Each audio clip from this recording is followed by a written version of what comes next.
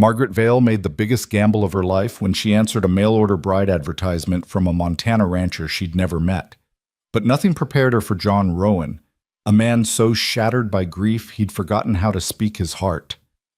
Trapped together in a blizzard that could kill them both, she'll discover that some silences hide the deepest truths, and some storms can heal what they don't destroy. Stay with me until the end, and comment your city so I can see how far this story travels.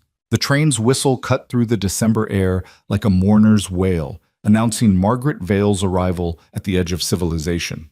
She pressed her gloved hand against the frosted window, watching as the sparse buildings of Copper Falls, Montana Territory, materialized through the gathering gloom. The year was 1884, and she had traveled over 2,000 miles to marry a man whose face she'd never seen, whose voice she'd never heard, whose heart remained a complete mystery locked behind 3 tersely written letters. The conductor, a grizzled man with kind eyes and a tobacco-stained beard, paused beside her seat. "Miss Vale, this is your stop, though I'll be honest with you, I wish it wasn't." Margaret turned from the window, her green eyes questioning. "I don't understand." He gestured toward the world beyond the glass.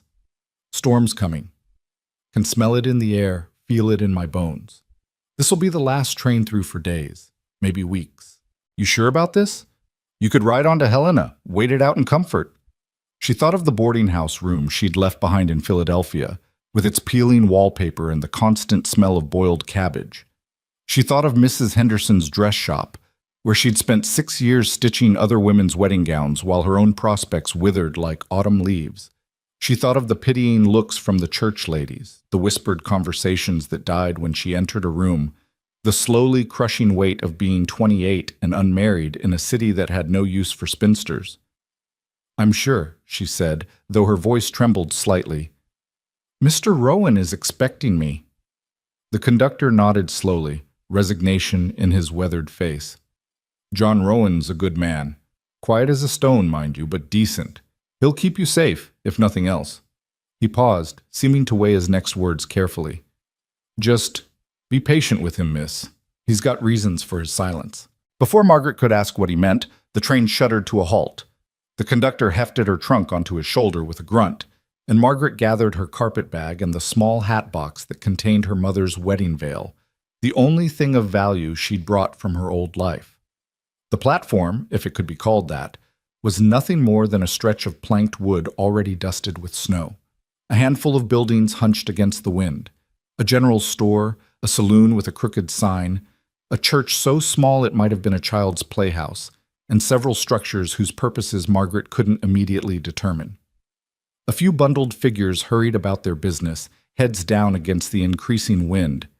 Margaret's city coat, which had seemed so substantial in Philadelphia, proved worthless against the Montana cold.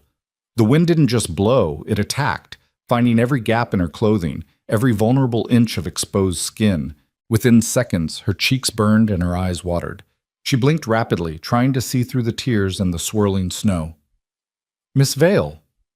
The voice came from directly behind her, so quiet she almost missed it beneath the wind's howl. She turned, and her first thought was that the mountains themselves had taken human form. John Rowan stood at least 6 feet tall, made even larger by the heavy sheepskin coat that enveloped his broad frame. His hat, dusted with snow, shadowed a face that seemed carved from the same granite as the distant peaks, all sharp angles and weathered plains, a jaw that looked like it could break stone, and eyes the color of a winter sky. Those eyes met hers for the briefest moment before sliding away, as if sustained contact might burn him. "Mr. Rowan?" Margaret's voice came out smaller than she'd intended. He nodded once, a movement so slight she might have imagined it. Without a word, he reached for her trunk, lifting it as though it weighed nothing at all. His other hand extended toward her carpet bag. "I can carry—" she began, but he was already taking it, his calloused fingers careful not to touch hers in the transfer. "Storm's close," he murmured, the words barely audible. Then he turned and began walking toward a wagon hitched to 2 massive draft horses, their breath steaming in the frigid air. Margaret stood frozen, and not just from the cold. This was the man she'd traveled across a continent to marry? This silent mountain of a man who couldn't even meet her eyes? The letters he'd sent had been brief, yes, but they'd been clear and carefully written. They'd spoken of a home, of honest work, of a future. They'd given her hope. But now, facing the reality of him, that hope felt as fragile as the snowflakes melting on her eyelashes. The conductor appeared at her elbow, carrying the last of her belongings. "Best not keep him waiting, miss. John's right about the storm." She had no choice. She'd spent her last coins on the train ticket. She had no family to return to, no home waiting in Philadelphia. She'd burned her bridges as thoroughly as winter burned the prairie grass. Margaret pulled her inadequate coat tighter and followed her silent bridegroom to the wagon. John had already secured her trunk in the back. He stood beside the wagon, one massive hand extended to help her up. Margaret placed her gloved hand in his, and even through the layers of fabric, she felt the careful strength in his grip. He lifted her onto the bench as though she weighed no more than a child, then released her immediately and moved around to his own side.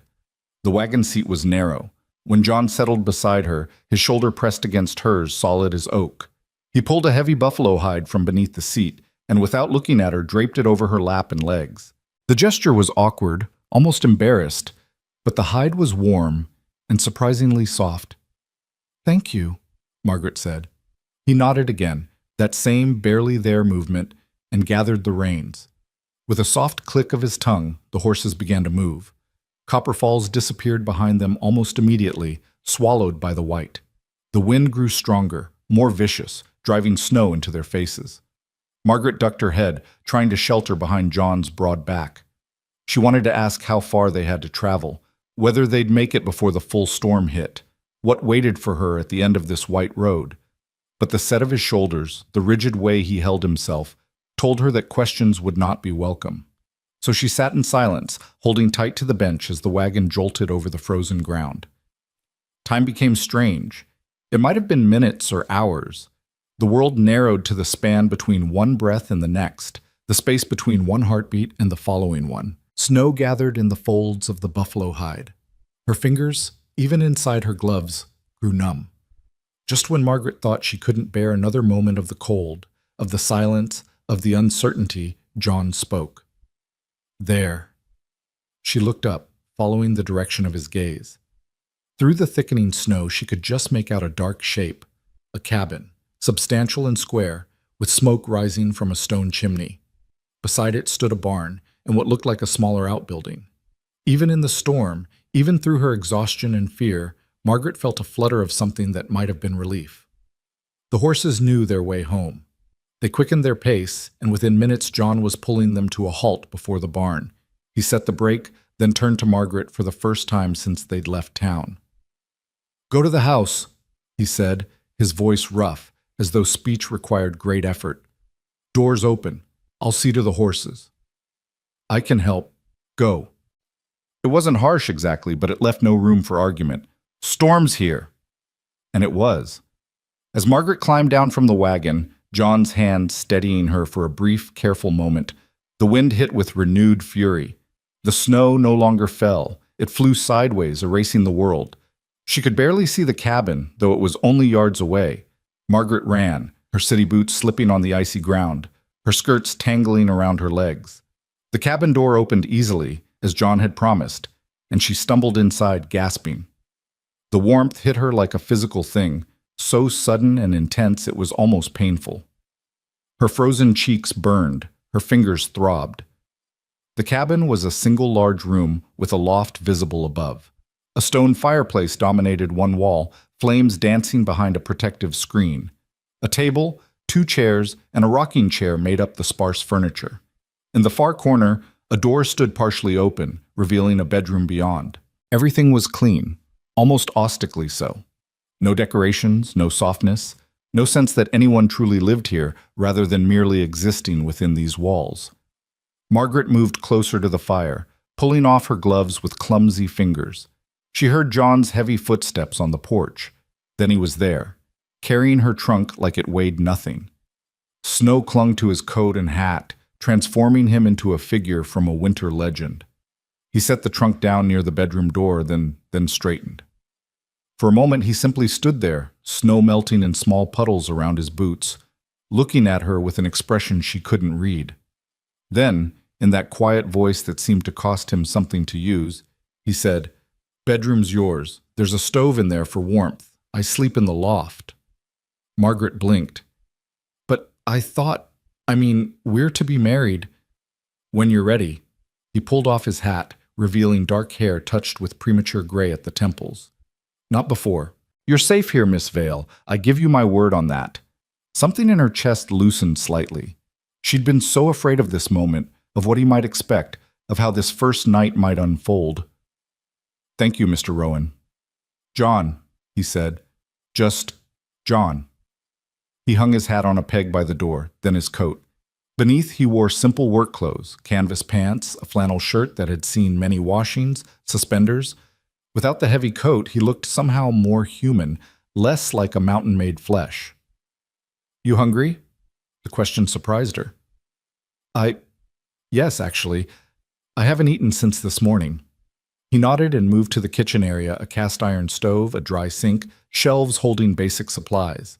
His movements were efficient, economical, the actions of a man long accustomed to caring for himself. He built up the fire in the stove, set a kettle to boil, unwrapped what looked like a loaf of bread and a pot of stew. "Sit," he said, gesturing to the table. Margaret sat, watching him work. He moved with surprising grace for such a large man, each action purposeful and sure. Within minutes, he'd set before her a bowl of hearty venison stew and thick slices of bread with butter. He poured tea, real tea, not the chicory substitute she'd grown accustomed to in Philadelphia, and then, to her surprise, he sat down across from her with his own bowl. They ate in silence, but it was a different quality of silence than in the wagon.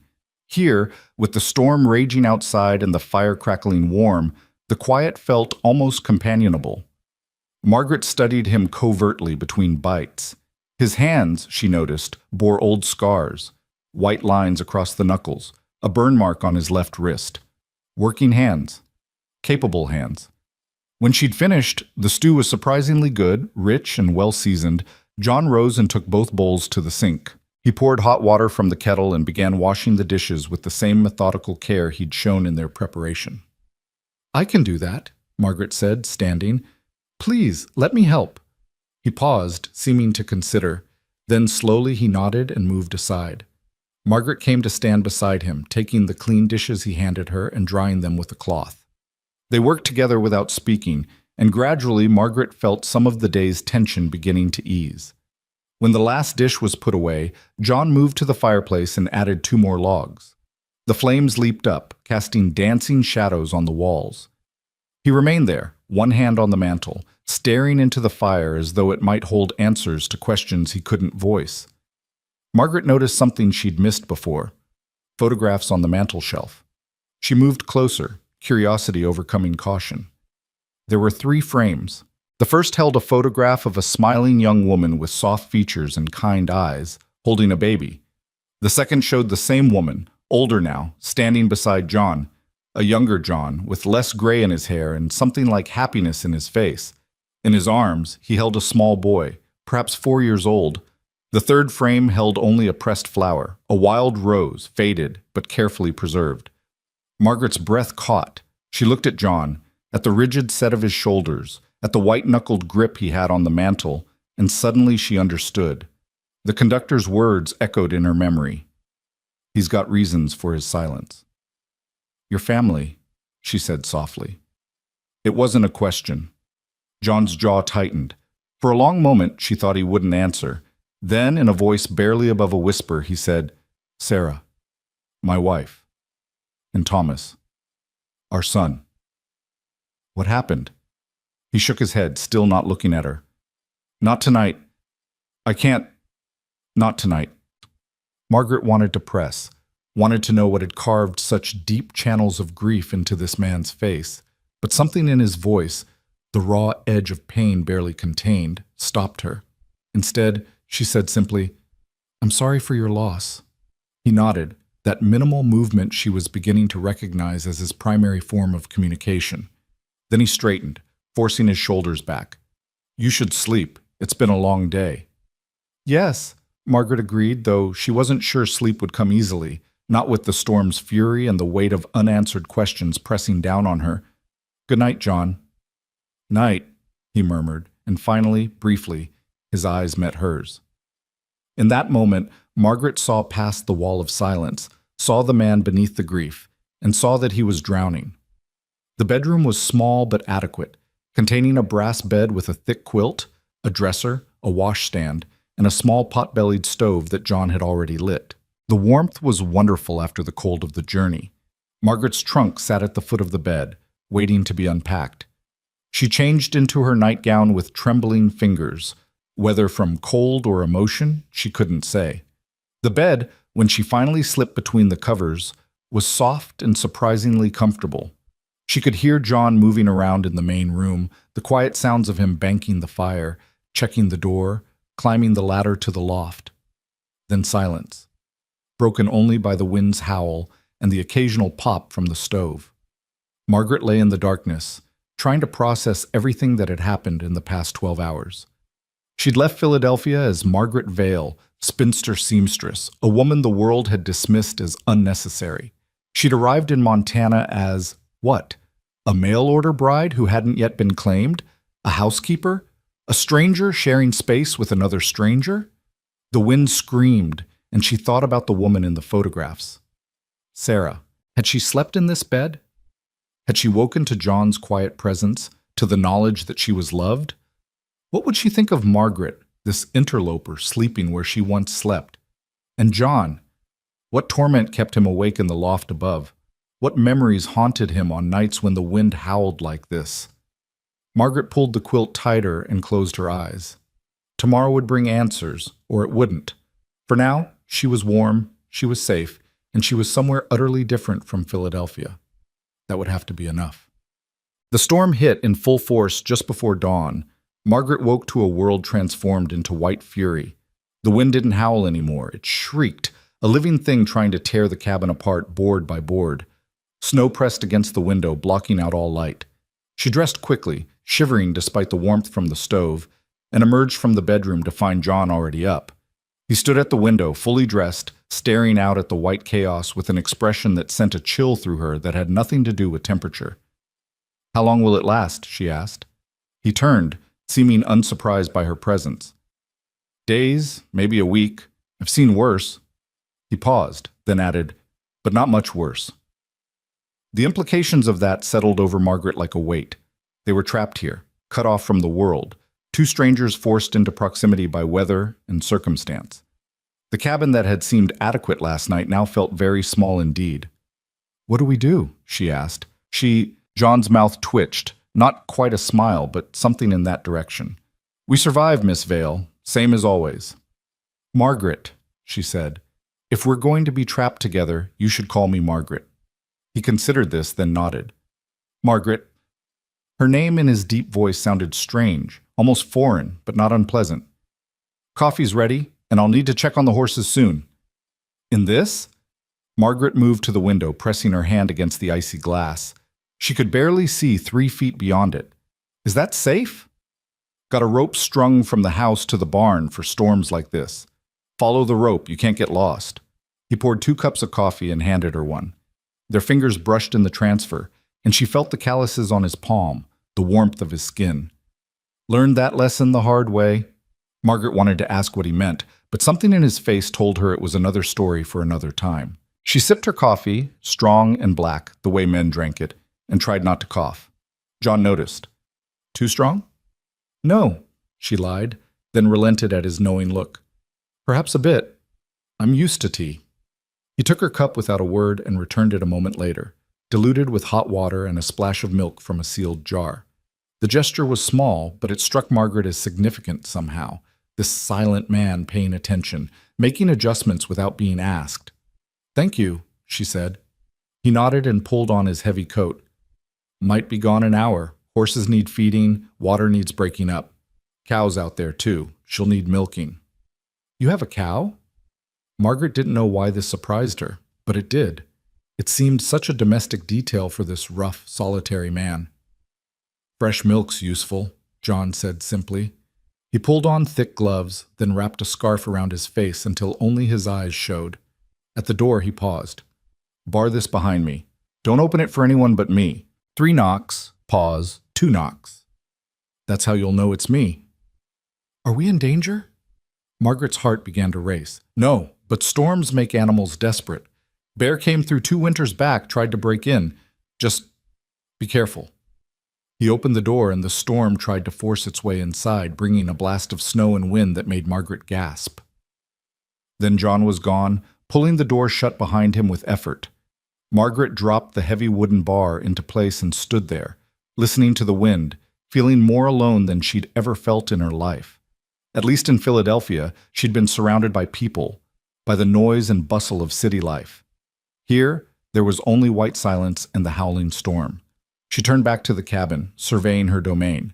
John was right. They needed to survive. And survival meant keeping busy. The next hour passed in a flurry of activity. Margaret explored the cabin properly for the first time, taking stock of supplies and making mental notes. The pantry held basics: flour, salt, sugar, dried beans, preserved vegetables in jars.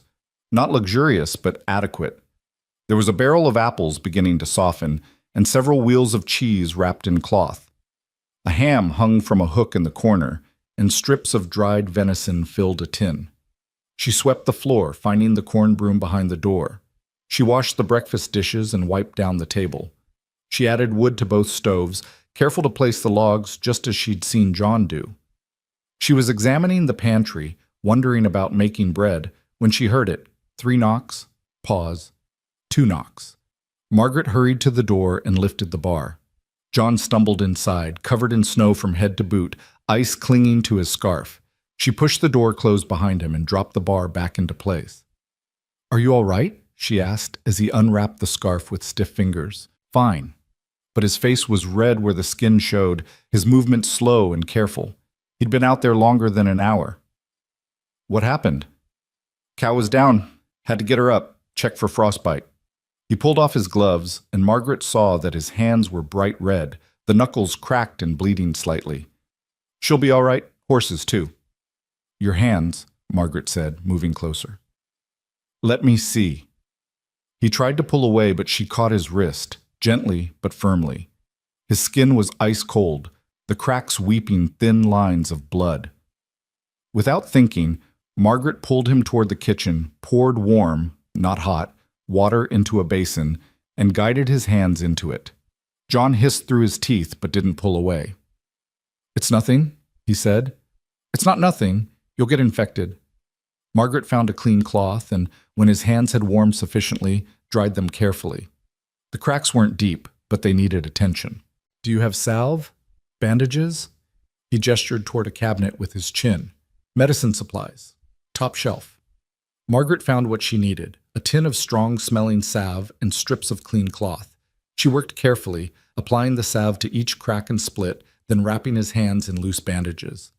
John sat perfectly still throughout, watching her with an intensity that made her nervous. "There," she said when she'd finished. "Try to keep them dry for a few hours." "Thank you." The words were quiet, but sincere. He looked down at his bandaged hands, flexed his fingers experimentally. "You've done this before." "My father was a farrier in Philadelphia. He was always cutting or burning himself. I learned young." The memory brought an unexpected sting of tears. Her father had died 5 years ago, followed by her mother the next winter. She blinked the tears away quickly. "You should change into dry clothes. I'll make us something to eat." John nodded and climbed the ladder to the loft. Margaret heard him moving around up there, the creak of floorboards, the rustle of fabric. She focused on the kitchen, on the immediate and practical task of cooking. She found eggs, fresh ones, still slightly warm, in a basket John must have brought in. There was bacon in the cold box and the bread from last night. By the time John climbed back down, dressed in dry clothes with his hair damp and finger-combed, Margaret had a simple breakfast ready. They ate together at the table, the storm still raging outside, and this time Margaret broke the silence. "Tell me about the ranch," she said. "How long have you had it?" John chewed slowly, considering. 8 years. Bought it with money from working cattle drives, plus some Sarah brought from her family. Built the cabin that first summer, barn the next spring. We planned to... He stopped, jaw tightening. "We had plans." "She was beautiful," Margaret said softly. "In the photographs." "She was." John stared down at his plate. Beautiful and kind and patient, with a man who didn't know how to talk much, even then. He was quiet for a moment, then added, "She could fill a silence like nobody else. House felt alive when she was in it. Now it's just empty," Margaret finished when he couldn't. He looked at her, and for the first time she saw real connection in his eyes. "Yes." They finished breakfast in silence, but it was a comfortable silence, the kind that exists between people who've shared a moment of truth. When the dishes were washed and put away, John moved to his chair by the fire and picked up a book. Not poetry, as Margaret had half expected, but a thick veterinary manual. He read with the same intense focus he brought to everything else, occasionally making notes on a scrap of paper beside him. Margaret found her carpetbag and pulled out the mending she'd brought from Philadelphia, Mrs. Ad's. Henderson had given her several pieces to work on during the journey, payment for the years of service. She settled in the rocking chair, Sarah's chair, she thought, then pushed the thought away, and began to work. The day passed in this quiet rhythm. John read, occasionally rising to tend the fire or check the windows. Margaret sewed, her needle moving in and out in the meditative pattern she'd known since childhood. They spoke little, but gradually, almost imperceptibly, some of the tension began to ease from the air. Late in the afternoon, John put down his book and stood. "Need to check the animals again." "I'll come with you," Margaret said, setting aside her mending. He frowned. "It's dangerous." "You'll be holding the rope. I'll hold on to you. I'd like to see the barn, meet the animals properly." When he still hesitated, she added, "Please, John, I'm going to be living here. I should know my way around." He considered this, then nodded slowly. "All right, but stay close. Don't let go of me for any reason." They bundled up, John wrapping Margaret in one of his spare coats, which nearly swallowed her whole, and winding a thick scarf around her face. At the door, he took her hand firmly in his and pulled it through the crook of his arm. "Hold tight," he said, "and keep your head down." The storm hit them like a wall. Margaret gasped, her breath stolen by the wind. Snow stung every inch of exposed skin. She couldn't see John, couldn't see anything but white. Only his solid presence beside her, the rope in his hand, kept her tethered to reality.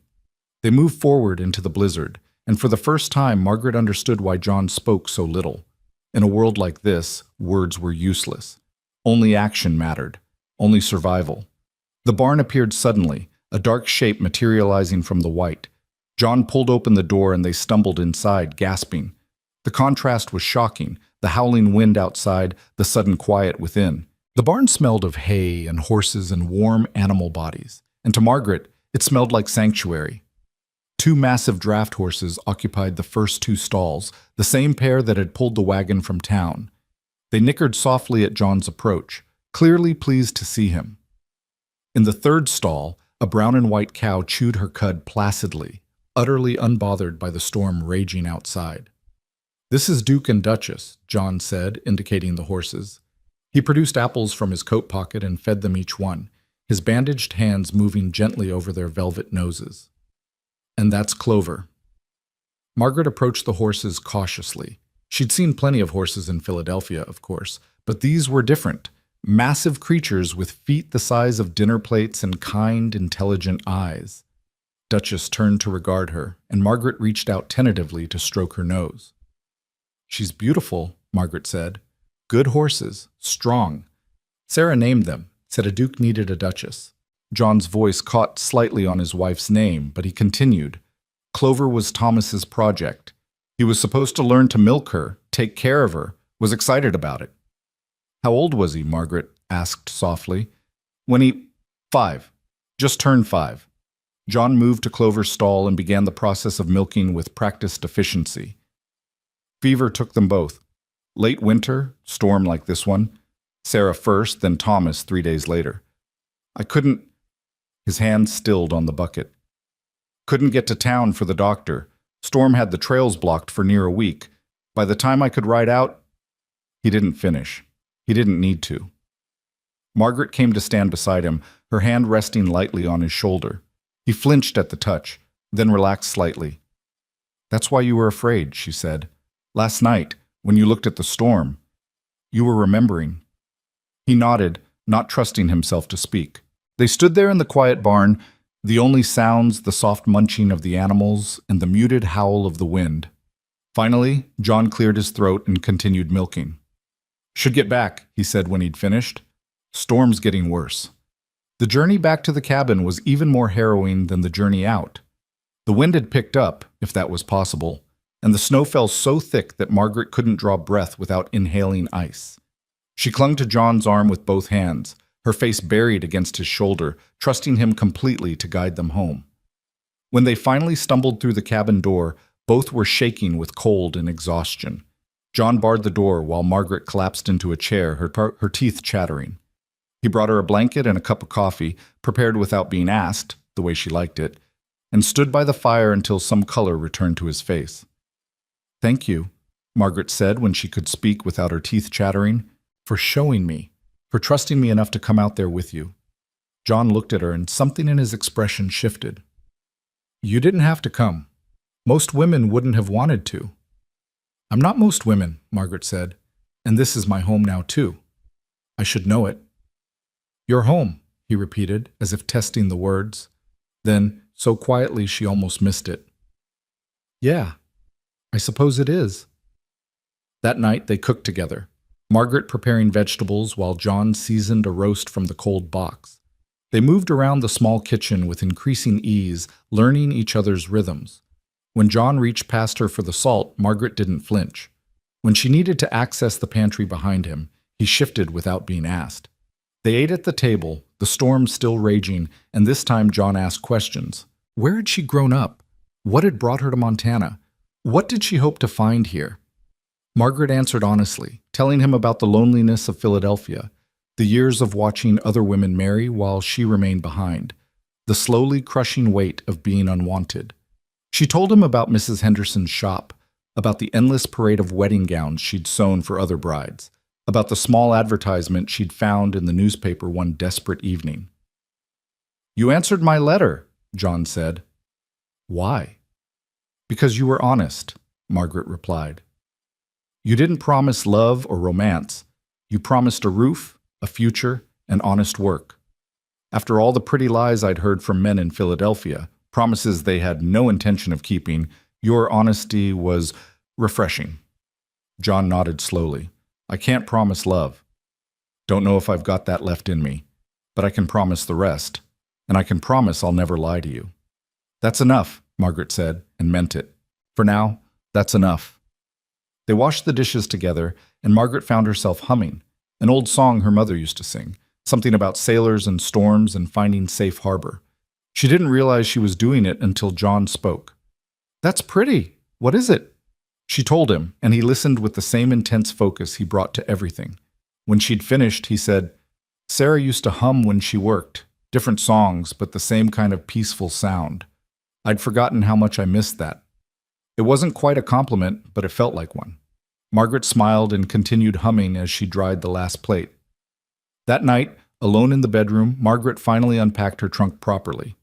She hung her few dresses in the wardrobe, placed her underthings in the dresser, set her hairbrush and hand mirror on the washstand. She pulled out her mother's wedding veil, still wrapped in tissue, and held it for a long moment before carefully placing it in the bottom drawer. In the main room, she could hear John moving around, banking the fire, checking the door one last time. His footsteps on the ladder, the creak of the loft floor, the sounds of another person, of not being alone. The storm raged on, but inside the cabin, Margaret felt something she hadn't expected to feel. The smallest, most fragile beginning of peace. The second day of the storm dawned gray and merciless. Margaret woke to the sound of wind battering the cabin walls with renewed fury, as though the storm had spent the night gathering strength for a fresh assault. She lay in bed for a moment, listening to the familiar creaks and groans of the cabin settling, the distant sound of John already moving in the main room. When she emerged, fully dressed with her hair pinned back, she found him standing at the window with his coffee, staring out at the white chaos with that same haunted expression she'd seen yesterday.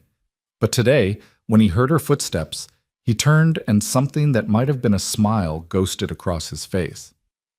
"Morning," he said, and handed her a cup of coffee already prepared the way she liked it, mostly milk, lightly sweetened with a precious spoonful of sugar. You remembered, Margaret said, surprised and oddly touched by the small gesture. Not much else to do but pay attention, John replied, but there was no bitterness in his tone. He moved to the stove where a pot of oatmeal bubbled gently. Hope you like oats. Winter diet gets monotonous. I've eaten worse, Margaret assured him, thinking of the thin gruel that had been her breakfast staple in Philadelphia. Much worse. They ate together at the table, and Margaret noticed that John's hands, though still bandaged, moved with less stiffness this morning. The salve had done its work. When he caught her looking, he flexed his fingers self-consciously. Better, he said. Thank you for yesterday. You don't need to keep thanking me for small kindnesses, John. We're partners in this, aren't we? The word seemed to surprise him. Partners? Yeah, I suppose we are. He was quiet for a moment, then added, Sarah used to say something similar, that marriage was a partnership, not a kingdom with one ruler. Margaret set down her spoon carefully. Do you want to talk about her? About them? John's jaw tightened, and for a moment she thought he'd retreat back into silence. But then, slowly, he began to speak. Met her in town, at the general store. She was visiting from Helena, staying with her aunt. I'd come in for supplies, and she was there trying to lift a sack of flour. Shopkeeper wasn't helping. He was busy with some rancher arguing about prices, so I helped her. John stared down at his oatmeal, but Margaret could tell he wasn't seeing it. He was somewhere in the past, reliving a moment 8 years gone. She thanked me, and I couldn't stop looking at her. She had this smile that made you feel like you'd done something worthwhile just by existing. She sounds wonderful, Margaret said softly. She was. Too good for me, everyone said so. But she didn't seem to care. We courted for 3 months, longest 3 months of my life. Then we married in that little church in Copper Falls. Reverend Parker did the service. Thomas came along a year later, and for a while everything was... He trailed off, his throat working. Everything was perfect. Margaret reached across the table and laid her hand over his bandaged one. He stiffened at first, then slowly turned his hand palm up, allowing her touch. The fever came on fast, John continued, his voice rough. January storm, much like this one. Sarah complained of feeling tired, then by evening she was burning up. I rode to town the next morning, but the doctor was out at another ranch, emergency with a breech birth. By the time I got back, Thomas was sick too. And the storm hit that night, worst I'd ever seen. 3 feet of snow in 12 hours, drifts twice that high. His hand tightened around Margaret's, almost painful, but she didn't pull away. I did everything I could. Cold compresses, every remedy I knew. Sarah was strong, she fought it. But Thomas was so small and the fever just kept climbing. I couldn't leave to get help. The snow was too deep, the wind too strong. I'd have died in the attempt, and then they'd have been alone. His voice broke. Sarah knew.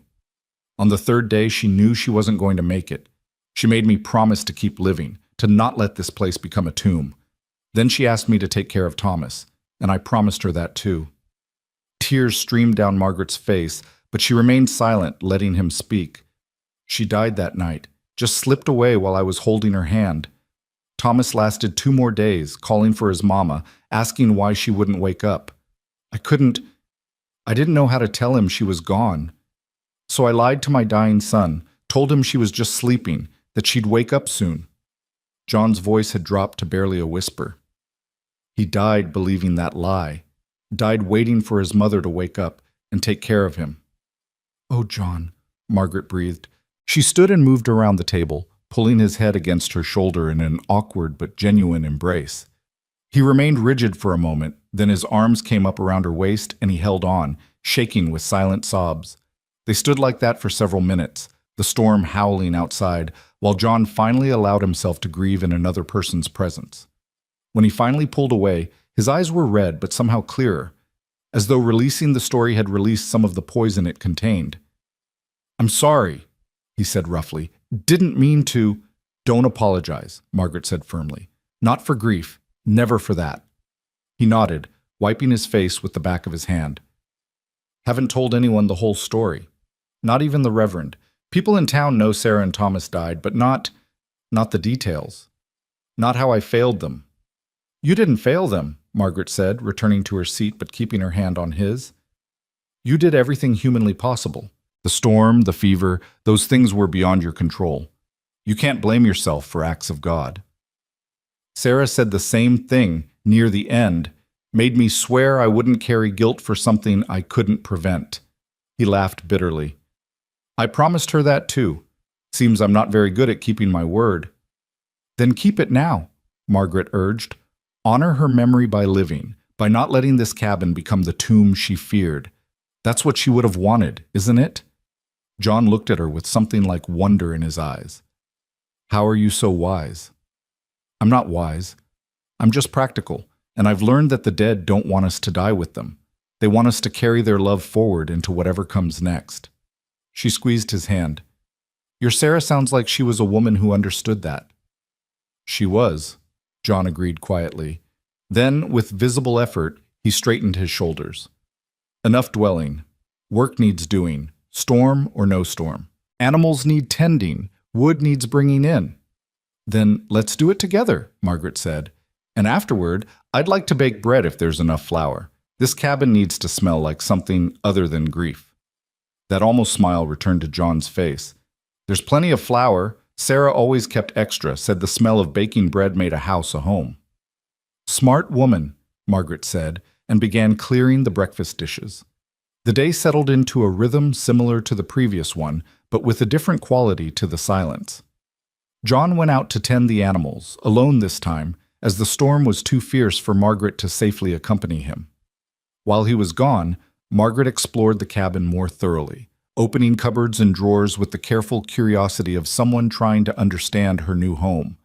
In the bedroom dresser, she found carefully folded women's clothing, Sarah's things, preserved as though she might return at any moment.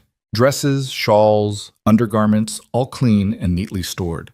Margaret's first instinct was to leave them untouched, to respect the shrine John had created. But then she thought of Sarah's words, passed down through John's memory, about not letting this place become a tomb. When John returned, stamping snow from his boots and unwrapping his scarf, Margaret was waiting in the main room with a question she'd been rehearsing. John, I found Sarah's clothes in the bedroom dresser. I don't want to intrude, but I need space for my own things. Would it be all right if I packed them away? His face went carefully blank. You want to get rid of her things? No, not get rid of, just pack them carefully, with respect. Perhaps in a trunk in the barn. That way they're preserved, but not, she searched for the right words. Not taking up space meant for the living. John stood very still, water from melting snow dripping onto the floor. Margaret held her breath, afraid she'd pushed too far too fast. Then slowly, he nodded. You're right. She'd have been the first to say so. Sarah was never one for dwelling on the past. He removed his coat and hung it on the peg. There's a trunk in the barn, good cedar one. Belonged to her grandmother. We can use that. Together they approached the task with solemn care.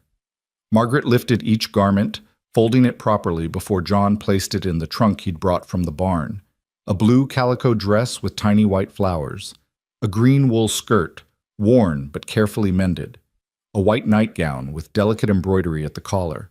Each piece told a story, painted a picture of a woman who valued practicality but appreciated beauty.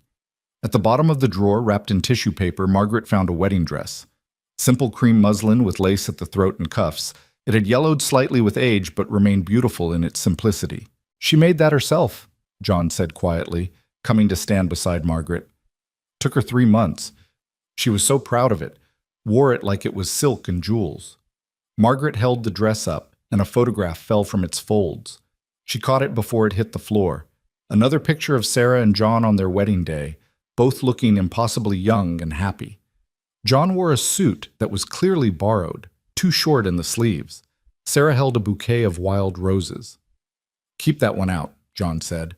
Put it with the others on the mantel. She deserves to be remembered. She does, Margaret agreed, setting it aside. She carefully folded the wedding dress and placed it in the trunk. She deserves to be honored, not forgotten. But John, honoring the dead doesn't mean we stop living. I know, he said, or I'm starting to know. It's just hard to let go. You're not letting go, you're making room. There's a difference. They finished packing the trunk in silence. John carried it back to the barn while Margaret wiped out the dresser and arranged her own modest belongings inside. It felt strange, occupying space that had belonged to another woman, but also necessary. This was her home now, her life. She couldn't live as a ghost in Sarah's house. When John returned, Margaret was already working on bread dough, her hands moving with practiced efficiency. The flour, water, salt, and yeast came together under her fingers, transforming into something elastic and alive. John watched her work with undisguised fascination. "You're good at that," he observed. "I should be. I've made enough loaves to fill a bakery." Margaret kneaded the dough with firm, rhythmic motions. "My mother taught me when I was 6. She said a woman who could make good bread would never starve." She was right about that. John moved to the table and sat down, apparently content to watch her work. "Sarah tried to teach me, but I never got the hang of it. Hers always rose perfect and golden. Mine came out dense as bricks." "It's all in the kneading," Margaret said. "Too little and it won't rise properly. Too much and it gets tough. You have to feel when it's right." She shaped the dough into a ball and placed it in a greased bowl, covering it with a clean cloth. "Now it rests and rises. Give it a few hours, and we'll have fresh bread for supper." "I look forward to it," John said, and he actually smiled. A real smile this time, not the ghost of one. It transformed his face, making him look years younger. Margaret found herself smiling back, feeling something warm unfold in her chest. As the bread rose, they settled into the day's quiet rhythm. John returned to his veterinary manual, making occasional notes. Margaret found a worn Bible on the shelf, Sarah's, based on the name inscribed inside the cover, and settled into the rocking chair to read. The storm continued its assault on the cabin, but inside a different kind of peace was settling in. Midday came and went. Margaret made sandwiches from yesterday's bread and sliced ham, and they ate without much conversation, companionable in their silence. After lunch, John surprised her by pulling out a checkerboard. "You play?" he asked. "I do, though I'm not very good." "Good! Neither am I. Sarah used to beat me every time." They set up the board on the table, and Margaret quickly discovered that John had undersold his skill. He played with careful strategy, thinking several moves ahead. Still, Margaret managed to hold her own, and when she finally captured his last piece, John actually laughed. A rusty sound, as though his laughter muscles had forgotten their purpose. "You lied," he accused without heat. "You're better than good." "I said I wasn't very good. I never said I didn't win." Margaret reset the board. "Again?" They played 3 more games, trading victories, and with each game, John seemed to relax a little more. By the 4th game, he was making jokes, dry, subtle things that took Margaret a moment to recognize as humor. She found herself laughing, genuine and free, in a way she hadn't laughed in months. When the bread had risen sufficiently, Margaret shaped it into loaves and placed them in the oven. The smell that began to fill the cabin was glorious, yeasty and warm, promising comfort and sustenance. John closed his book and simply sat, breathing in the scent with his eyes closed. "Forgot how good that smells," he murmured. "Thank you, Margaret." "You're welcome, though you may want to wait until you taste it before thanking me." But when the bread emerged golden and perfect, and Margaret sliced into it, revealing a tender, airy crumb, John's expression said everything words couldn't. They ate the fresh bread with butter melting into it, and for several minutes the only sound was contented chewing. "This," John said finally, "is the best bread I've ever tasted, and I'm including Sarah's in that comparison, though don't tell her I said so." Margaret felt absurdly pleased by the compliment. "I won't tell a soul." As evening approached, John grew quiet again, but it was a different quality of quiet, thoughtful rather than withdrawn. He stared into the fire, his brow furrowed, clearly working through something in his mind. Margaret continued her mending, giving him space to think. Finally, he spoke. "Margaret, I need to ask you something." She set down her sewing. "All right. Why did you really come here? Not the surface reasons. I understand about Philadelphia and being alone and all that. But what made you willing to travel across a continent to marry a stranger?" Margaret considered the question, knowing he deserved an honest answer. "Because I was disappearing," she said at last. "In Philadelphia, I was becoming invisible. Every year that passed without a husband, without children, I became less real to the world around me. People stopped seeing me as a person and started seeing me as a failure, I suppose. A cautionary tale about what happens to women who wait too long or aim too high or simply have bad luck. John nodded, his eyes intent on her face. I got tired of being invisible, Margaret continued. I wanted to matter again. And your advertisement, with its honesty and lack of pretense, offered me a chance at that. A chance to build something real, even if it wasn't a love match. To have a purpose beyond sowing other women's dreams. She met his eyes directly. I came here to save my own life, John. Maybe that's selfish, but it's true. It's not selfish, John said firmly. It's honest, and I appreciate honesty. He was quiet for a moment, then added, I should be honest with you too. I didn't place that advertisement looking for a wife. Not really. I was looking for a reason to keep going. After Sarah and Thomas died, this place felt empty. Too big for just me, too full of memories. I thought maybe if someone else was here, it would be easier to remember why I built this place to begin with. And is it? Margaret asked softly. Easier? John considered. Yes. And no. It's hard having you here, seeing someone else in Sarah's kitchen, in Sarah's chair, but it's also good. A good kind of hard. Does that make sense? Perfect sense, Margaret assured him. Change is always hard, even necessary change. They sat in silence for a while, the fire crackling, the storm still raging but somehow less threatening than before. Margaret picked up her mending again, and John returned to his book, but now there was an understanding between them that hadn't existed before. They were two wounded people trying to heal, and maybe, just maybe, they could help each other in that process. Night fell early, as it did in winter, and with it came a new sound, a sharp crack followed by a heavy thud that shook the cabin. John was on his feet instantly, moving to the window. What was that? Margaret asked, setting aside her sewing. Tree branch, probably. Wind strong enough to snap them. He peered out into the darkness, then tensed. No, wait. That's not a branch. Something's wrong with the barn. He was already pulling on his coat before Margaret could respond. She jumped up, grabbing her own wraps. I'm coming with you. Margaret, don't argue. If something's wrong, you might need help. 4 hands are better than 2. John hesitated only a moment, then nodded curtly. Stay behind me. Hold on to my coat. Don't let go for anything. They stepped out into a nightmare. The storm had intensified to a degree Margaret wouldn't have thought possible. The wind didn't howl. It screamed, a living thing determined to tear them apart. Snow came at them horizontally, each flake a tiny knife. Margaret buried her face in John's back and held onto his coat with both hands, trusting him completely. The journey to the barn took an eternity. When they finally reached it, John pulled the door open and they stumbled inside, gasping. The horses were agitated, stamping and snorting. Clover lowed nervously from her stall, and above them a section of the barn roof had caved in, crushed under the weight of snow and ice. Damn, John breathed. He looked up at the damaged roof, snow already beginning to filter through the gap. This is bad. If the whole roof goes, the animals will freeze. What do we do? Margaret asked. Need to brace it from inside, keep the weight distributed until the storm passes and I can fix it properly. John was already moving, assessing the damage with a practiced eye. There's lumber stacked in the back corner. We'll need to create supports under the weak points. They worked together in the dim light of John's lantern, Margaret holding boards while John hammered them into place. Her arms ached from the effort. Her hands grew numb despite her gloves, but she didn't complain. The animals' lives depended on them getting this right. An hour passed, maybe more. John created a framework of supports, carefully distributing the weight. When he finally stepped back, examining his work, he nodded with grim satisfaction. That'll hold.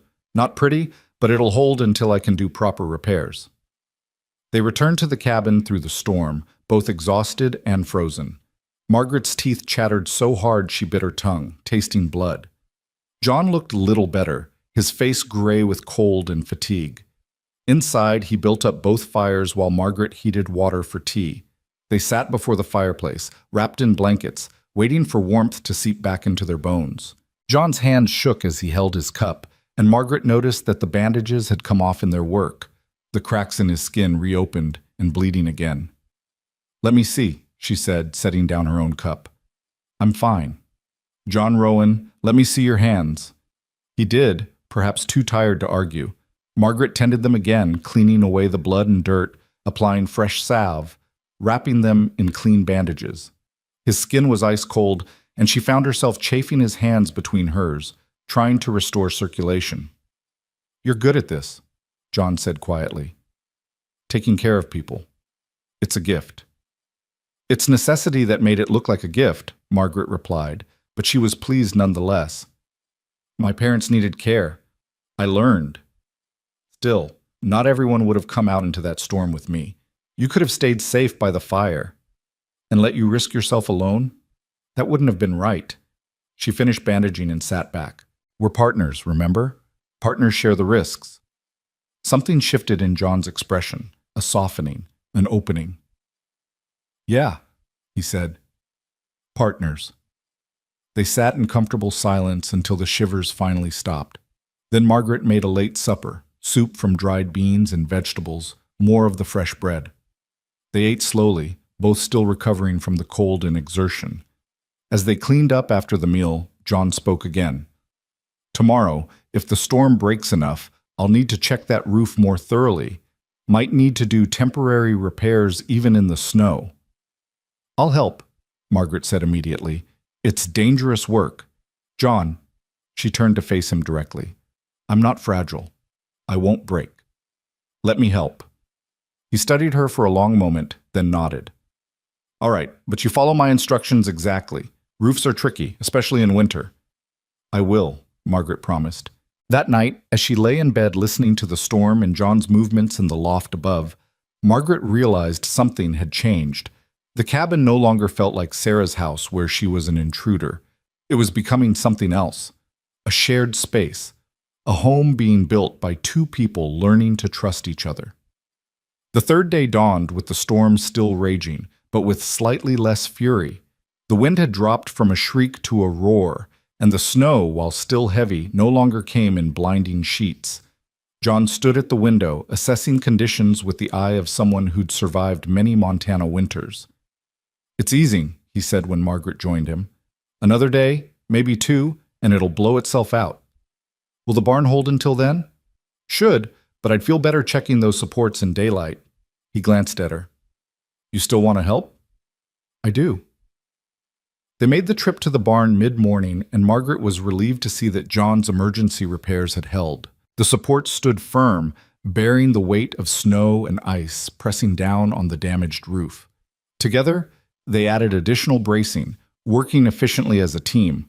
Margaret found she liked the work, the physical exertion, the clear problem with a clear solution, the satisfaction of seeing immediate results. In Philadelphia, her work had been delicate and precise, but ultimately decorative. This was different. This was survival, and there was an honesty to it she found deeply satisfying. When they returned to the cabin, both flushed with exertion despite the cold, John made an observation. You're stronger than you look. Margaret laughed. Is that a compliment? Yes. He smiled that rare, transforming smile. Definitely a compliment. Most city women would have swooned at the first sign of real work. Then it's fortunate I'm not most city women, Margaret replied, echoing her words from the first night. She hung up her coat and moved to the kitchen. How do you feel about stew for supper? I noticed you have plenty of venison. Love it. Sarah used to make a stew with dried cherries and... He stopped, then consciously continued, I could write down the recipe if you want to try it. It was the first time he'd mentioned Sarah without pain shadowing his face. Margaret felt something warm bloom in her chest. I'd like that very much. They spent the afternoon in domestic harmony. John wrote out the recipe in his careful, precise hand while Margaret prepared the ingredients. He added notes. Don't skimp on the pepper and let it simmer at least 2 hours. And personal observations that made the recipe come alive. It was, Margaret realized, a gift. He was sharing his wife's legacy, inviting Margaret to become part of the cabin's history rather than trying to replace what had been lost. The stew turned out beautifully, rich and savory, with just a hint of sweetness from the cherries. They ate together at the table, and John pronounced it nearly as good as Sarah's. which Margaret took as high praise indeed. After supper, as they cleaned up, John spoke hesitantly. "There's something I should probably show you, up in the loft, if you're willing." Curious, Margaret followed him up the ladder. The loft was small but efficiently arranged, a bed, a chest, a few pegs for clothes. But what caught her attention was the far corner, where a rocking horse stood beside a small wooden bed, both draped with sheets to protect them from dust. "Thomas's things," John said quietly. I haven't been able to pack them away yet. Every time I try, He trailed off, his throat working. Margaret approached the covered furniture slowly, reverently. "May I?" At John's nod, she lifted the sheet from the rocking horse. It was beautifully made, painted gray with a black mane and tail, clearly crafted with love and care. The small bed beside it was equally fine, with carved posts and a mattress still covered in tiny quilts. "Did you make these?" Margaret asked. "The bed and horse, yes. Sarah made the quilt." John's voice was rough. "Started on them the day she found out she was expecting. Had the whole set finished before Thomas was born." Margaret ran her hand over the rocking horse's carved mane. "They're beautiful, John. True works of art." Thomas loved that horse. Rode it every day, gave it different names depending on his mood. Called it Thunder when he was feeling brave, Snowflake when it was winter, Star when the mood struck him. John moved to stand beside her, his hand joining hers on the horse's back.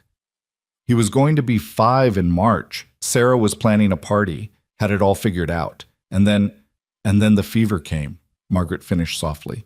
She turned to face John. "What do you want to do with these things? Really want? In your heart?" He was quiet for a long time, staring at the rocking horse as memories played across his face. Finally, he spoke. "I want to keep them, not hidden away in a trunk, but here, where I can see them, where I can remember what we built together. But I also want," he struggled with the words, "I want to stop feeling like keeping them means I'm waiting for him to come back. Does that make sense?" "Perfect sense," Margaret assured him. "These things honor Thomas's memory. They don't need to be hidden to be respected. Maybe we could move them to a corner of the main room, display them properly the way you display Sarah's photograph?" John considered this, then slowly nodded. Yeah, I think that would be good. Sarah would have liked that, keeping his things where we could appreciate them instead of sealed away in the dark." Together they carried the rocking horse and small bed down from the loft. John cleared a space near the window, and they arranged the furniture carefully, removing the dust sheets and revealing the full beauty of his craftsmanship. Margaret folded the tiny quilts and laid them on the bed, their colors bright against the wood. When they stepped back to survey their work, John's eyes were wet, but his expression was peaceful. "Thank you," he said, "for understanding, for not trying to erase them." "John, I would never try to erase your family. They made you who you are. They're part of this place's story, and I'm honored to help preserve that." Margaret touched his arm lightly. "You loved deeply, and you lost deeply. That's nothing to hide or be ashamed of." He covered her hand with his own, that simple gesture of connection becoming more natural each time. "You're a remarkable woman, Margaret Vale." "Not yet, Rowan?" she asked gently. John's thumb moved slowly over her knuckles, an unconscious caress. "Do you want to be? Truly? Not because you traveled all this way or because the advertisement said so, but because you want to?" Margaret considered the question carefully. 3 days ago, she'd stepped off a train to meet a silent stranger. Now, standing in this cabin with the storm still raging outside, looking at a man who was slowly opening his heart after years of grief, she realized something surprising. "Yes," she said simply, "I want to be Margaret Rowan. I want to build a life here with you, whatever that life looks like. I want to be your partner in truth, not just necessity." John's hand tightened around hers. "Then when this storm breaks and we can get to town, we'll see the Reverend. Make it official." He paused, then added with unusual vulnerability, "I can't promise to be easy to live with. I've gotten used to silence and solitude. I'll probably frustrate you more often than not." "And I'll probably frustrate you right back," Margaret countered. "I have opinions about things, and I'm not always good at keeping them to myself. I rearrange things to suit myself, and I hum when I work, and I sometimes talk to myself when I'm thinking through problems." "I like your humming," John said. "And your rearranging has already made this place feel more like a home than it has in 2 years. As for talking to yourself, at least that means someone in this cabin knows how to carry on a conversation." Margaret laughed, surprising herself. "Are you making a joke about your own silence?" "Seemed like it was time," John replied, and there was actual humor in his eyes. "Besides, you've been talking enough for both of us. Figured I should at least acknowledge it." They stood there in the lamplight, hands joined, the rocking horse and small bed bearing silent witness to the past, while two people tentatively reached toward a future. Outside, the storm began its slow diminishment, and inside, something new and fragile was being born. Not a replacement for what had been lost, but something wholly its own. The fourth morning brought a miracle: silence. Margaret woke to the absence of wind, the lack of battering snow against the windows, and for a moment she lay perfectly still, almost afraid to breathe lest the storm hear her and return with renewed vengeance. But the quiet held, profound and complete, broken only by the soft crackle of fire in the stove and John's footsteps in the main room. She dressed quickly and emerged to find him standing at the window, coffee cup in hand, staring out at a world transformed. Sunlight, actual, brilliant sunlight, streamed through the glass, turning the snow-covered landscape into a field of diamonds. The sky stretched blue and infinite overhead, so clear it hurt to look at. "It's over," John said without turning. Storm broke sometime in the night. Margaret came to stand beside him, and the sight took her breath away. Snow lay everywhere in massive drifts, sculpted by the wind into fantastic shapes. The path to the barn had disappeared entirely, buried under at least 4 feet of white. The fence posts were barely visible, transformed into snow-capped sentinels. Everything was clean, pure, untouched, a blank page waiting to be written on. "It's beautiful," Margaret breathed. "It's deadly," John corrected, but there was no harshness in his tone. "All that beauty will kill you if you're not careful. The cold, the drifts, plenty of folks have died in weather like this, even after the storm passes." He finally turned to look at her, and his expression was serious. "Which is why we need to be smart about digging out. It'll take days to clear paths properly." "Then we'd better get started," Margaret said practically. "After breakfast, of course. No sense working on an empty stomach." They ate quickly, oatmeal again, with dried apples stirred in and a generous drizzle of honey. John was preoccupied, clearly running through mental lists of what needed doing and in what order. Margaret let him think, understanding that he was shifting from storm survival mode into recovery mode, a different set of challenges requiring different solutions. "We'll start with the path to the barn," John said as they cleaned up the breakfast dishes. "Animals need tending first, always. Then I should check the roof repairs in daylight, make sure everything held. After that, we'll need to dig out around the cabin, make sure the doors can open properly, clear the windows. The path to the woodshed is next priority. Then—" "John," Margaret interrupted gently, "we have time. The storm is over. We don't need to do everything at once." He blinked, then smiled ruefully. Force of habit. When you work a ranch alone, you learn to prioritize and move fast. Hard to shut that off. "Well, you're not alone anymore," Margaret reminded him. "So let's tackle this together, one task at a time." They bundled up in their warmest clothes and stepped outside into a world reborn. The cold hit immediately, sharp and clean, but without the wind it was bearable. Almost pleasant, Margaret thought, if you didn't have hours of backbreaking work ahead of you. John retrieved 2 snow shovels from the small shed attached to the cabin, one for him, one for Margaret. He demonstrated the proper technique, showing her how to lift with her legs instead of her back, how to pace herself to avoid exhaustion, how to read the snow to find the most efficient path through the drifts. "Ready?" he asked. "Ready," Margaret confirmed. They started digging. Within minutes, Margaret understood why John had emphasized pacing.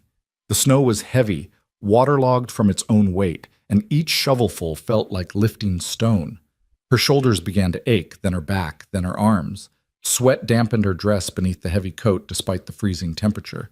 She wanted to stop, to rest, but John kept working with methodical efficiency, and pride wouldn't let her quit before he did. After what felt like hours, but was probably only 30 minutes, John called a halt. "Break," he said, leaning on his shovel. Push too hard and you'll hurt yourself. Margaret gratefully stopped, gasping for breath.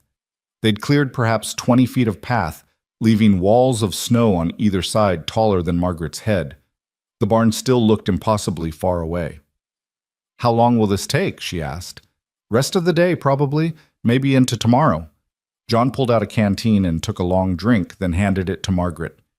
Used to take me and Sarah 2 full days to dig out after a big storm, with Thomas helping, well, mostly playing in the snow piles, but still, it's slow work. They resumed digging, settling into a rhythm. Scoop, lift, throw, scoop, lift, throw. Margaret's mind began to wander, thinking about Philadelphia and how different her life would have been if she'd stayed. She'd be in Mrs. Henderson's shop right now, bent over some society woman's wedding gown, her fingers cramped from tiny stitches, breathing in fabric dust and listening to Mrs. Henderson criticize her work. Invisible. Unnecessary. Slowly fading into nothing. Here, she was necessary. Every shovelful of snow she moved mattered. Every bit of help she provided to John made a difference. Her muscles might ache and her hands might blister, but she was real, solid, present in a way she hadn't been in years. What are you smiling about? John asked. Margaret hadn't realized she was smiling. Just thinking about how much I prefer this to sewing wedding dresses. John's laugh was surprised and genuine. Most women would think you'd lost your mind, preferring snow shoveling to indoor work. Most women haven't spent 6 years making dreams for other people while their own dreams died, Margaret replied. She drove her shovel into the snow with particular vigor. This is hard work, but it's honest. And it's mine. Ours, John corrected softly. Ours, Margaret agreed, and the word settled warm in her chest. By noon, they'd reached the barn. Both were exhausted, faces red with cold and exertion, but there was satisfaction in looking back at the cleared path stretching behind them. John opened the barn door and they stepped into the familiar warmth of animal breath and hay. The horses nickered a greeting, clearly pleased to see them. Clover lowed plaintively, her udder swollen with milk. John immediately set about his chores, feeding the horses, breaking ice in the water trough, checking each animal thoroughly for signs of cold injury. Margaret approached Duchess, the gentler of the 2 horses, and stroked her velvet nose. The mare leaned into the touch, clearly starved for attention after days of isolation during the storm. She likes you, John observed, watching them with interest. Duchess doesn't warm to everyone that quickly. We understand each other, Margaret said, continuing to stroke the horse's neck. We're both trying to find our place in a new world. John moved to stand beside her, his hand joining hers on Duchess's neck. You've found your place, Margaret. You're exactly where you're meant to be. She turned to look at him, surprised by the certainty in his voice. His face was serious, his blue eyes steady on hers. In that moment, Margaret felt something shift inside her. Not love, not yet, but the possibility of love. The foundation upon which love might be built, given time and care. Thank you, she said quietly, for taking a chance on me. Pretty sure you're the one who took the chance, John replied. Traveling across the country to marry a man you'd never met, who barely knew how to write a proper letter. That takes more courage than anything I've done. Or more desperation, Margaret countered with a wry smile. Courage and desperation often look the same from the outside. John's hand covered hers completely, warm and rough and solid. Either way, I'm grateful you came. They stood like that for a long moment, the horse's quiet breathing and Clover's contented chewing the only sounds. Then John cleared his throat and stepped back, returning to his work with an efficiency that suggested he was slightly embarrassed by the moment of vulnerability. Margaret helped as best she could, learning the routines of barn work, which buckets held, which feed, how much hay each animal needed, the proper way to milk Clover without getting kicked. John was patient, explaining things clearly without condescension, correcting her mistakes gently. By the time they finished, Margaret felt she could handle the morning chores herself if needed. The roof held, John announced after climbing up to inspect the damaged section. Repairs are solid. I'll need to do permanent work come spring, but for now we're safe. That's a relief, Margaret said. I was worried it might have weakened during the night. So was I, John admitted. but between the bracing and the weight distribution, it's stable enough. He climbed down, brushing snow from his coat. Ready to head back? We should eat something before tackling the next section. The return trip through the cleared path was easier, though Margaret's legs trembled with exhaustion by the time they reached the cabin. John noticed her stumble and caught her elbow, steadying her with careful strength. "You pushed too hard," he said, concern evident in his voice. "I'm fine," Margaret insisted, though she wasn't entirely sure that was true. "Just need food and a moment to rest." John guided her to the rocking chair by the fire, then set about preparing lunch with surprising efficiency. He heated leftover stew, sliced bread, and even made fresh tea the way Margaret preferred it. When he handed her a steaming bowl and cup, she looked up at him with gratitude. "You don't have to serve me," she protested weakly. "You've been shoveling snow for hours without complaint. Least I can do is heat up some stew." He settled into his chair with his own bowl. "Besides, Sarah taught me that marriage is about taking care of each other. Some days you do more, some days I do. It evens out in the end." They ate in comfortable silence, and Margaret felt strength gradually returning to her limbs.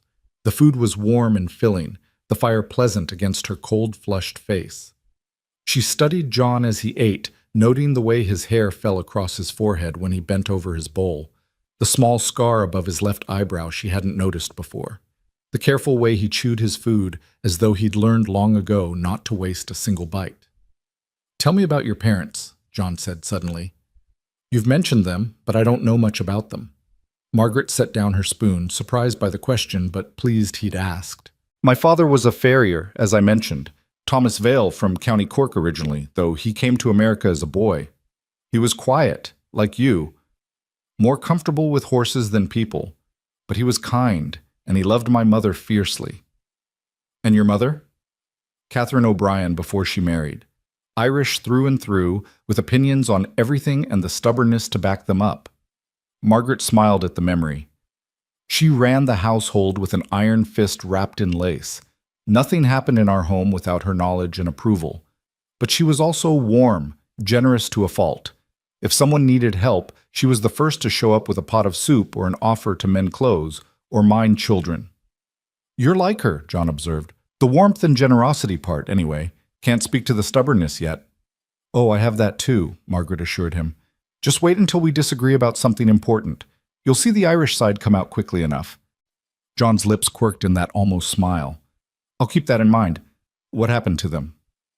"Father first, kicked by a horse he was shoeing, fractured his skull. He lingered for 3 days, then slipped away. Mother was never the same after. She tried to carry on, but her heart was broken. The following winter she caught pneumonia and didn't fight very hard to recover. I think she was ready to join him." Margaret's voice caught slightly. "I was 23, suddenly alone in a city that had no use for an orphaned Irish girl with no dowry and no prospects." John reached across the space between their chairs and took her hand. "I'm sorry. Losing both parents so close together, that's hard." "It was," Margaret admitted. "Still is, sometimes. I catch myself wanting to tell Mother about something or ask Father's advice and then remembering they're gone." She squeezed his hand. "But I think they'd be happy with my choice to come here. They wanted me settled, happy, building a life." "I hope I can help you build that life," John said quietly. "I know I'm not much, just a quiet rancher with more ghosts than conversation. But I'll try to be what you need." "You're already more than I expected," Margaret told him honestly. "You're kind and honest, and you've shown me more respect in 4 days than most men in Philadelphia showed me in 6 years. That's enough, John. More than enough." They finished their lunch hand in hand, and when they rose to return to the snow clearing, John didn't let go immediately. Instead, he pulled Margaret gently to her feet and stood there, looking down at her with an expression she couldn't quite read. "What?" she asked, suddenly self-conscious. "Just thinking," John said, "about how life surprises you sometimes. How the worst storm I've seen in years brought me something I didn't know I needed." "A stubborn Irish woman who doesn't know when to quit?" Margaret teased, trying to lighten the suddenly intense moment. "A partner," John corrected. "Someone to share the load with. Someone to make this place feel alive again." He released her hand slowly, as though reluctant to break contact. "Come on. We've got more digging to do." They spent the afternoon clearing the area around the cabin, creating paths to the woodshed and the small structure that served as a root cellar. The work was just as hard as the morning's labor, maybe harder since their muscles were already tired, but they pushed through together.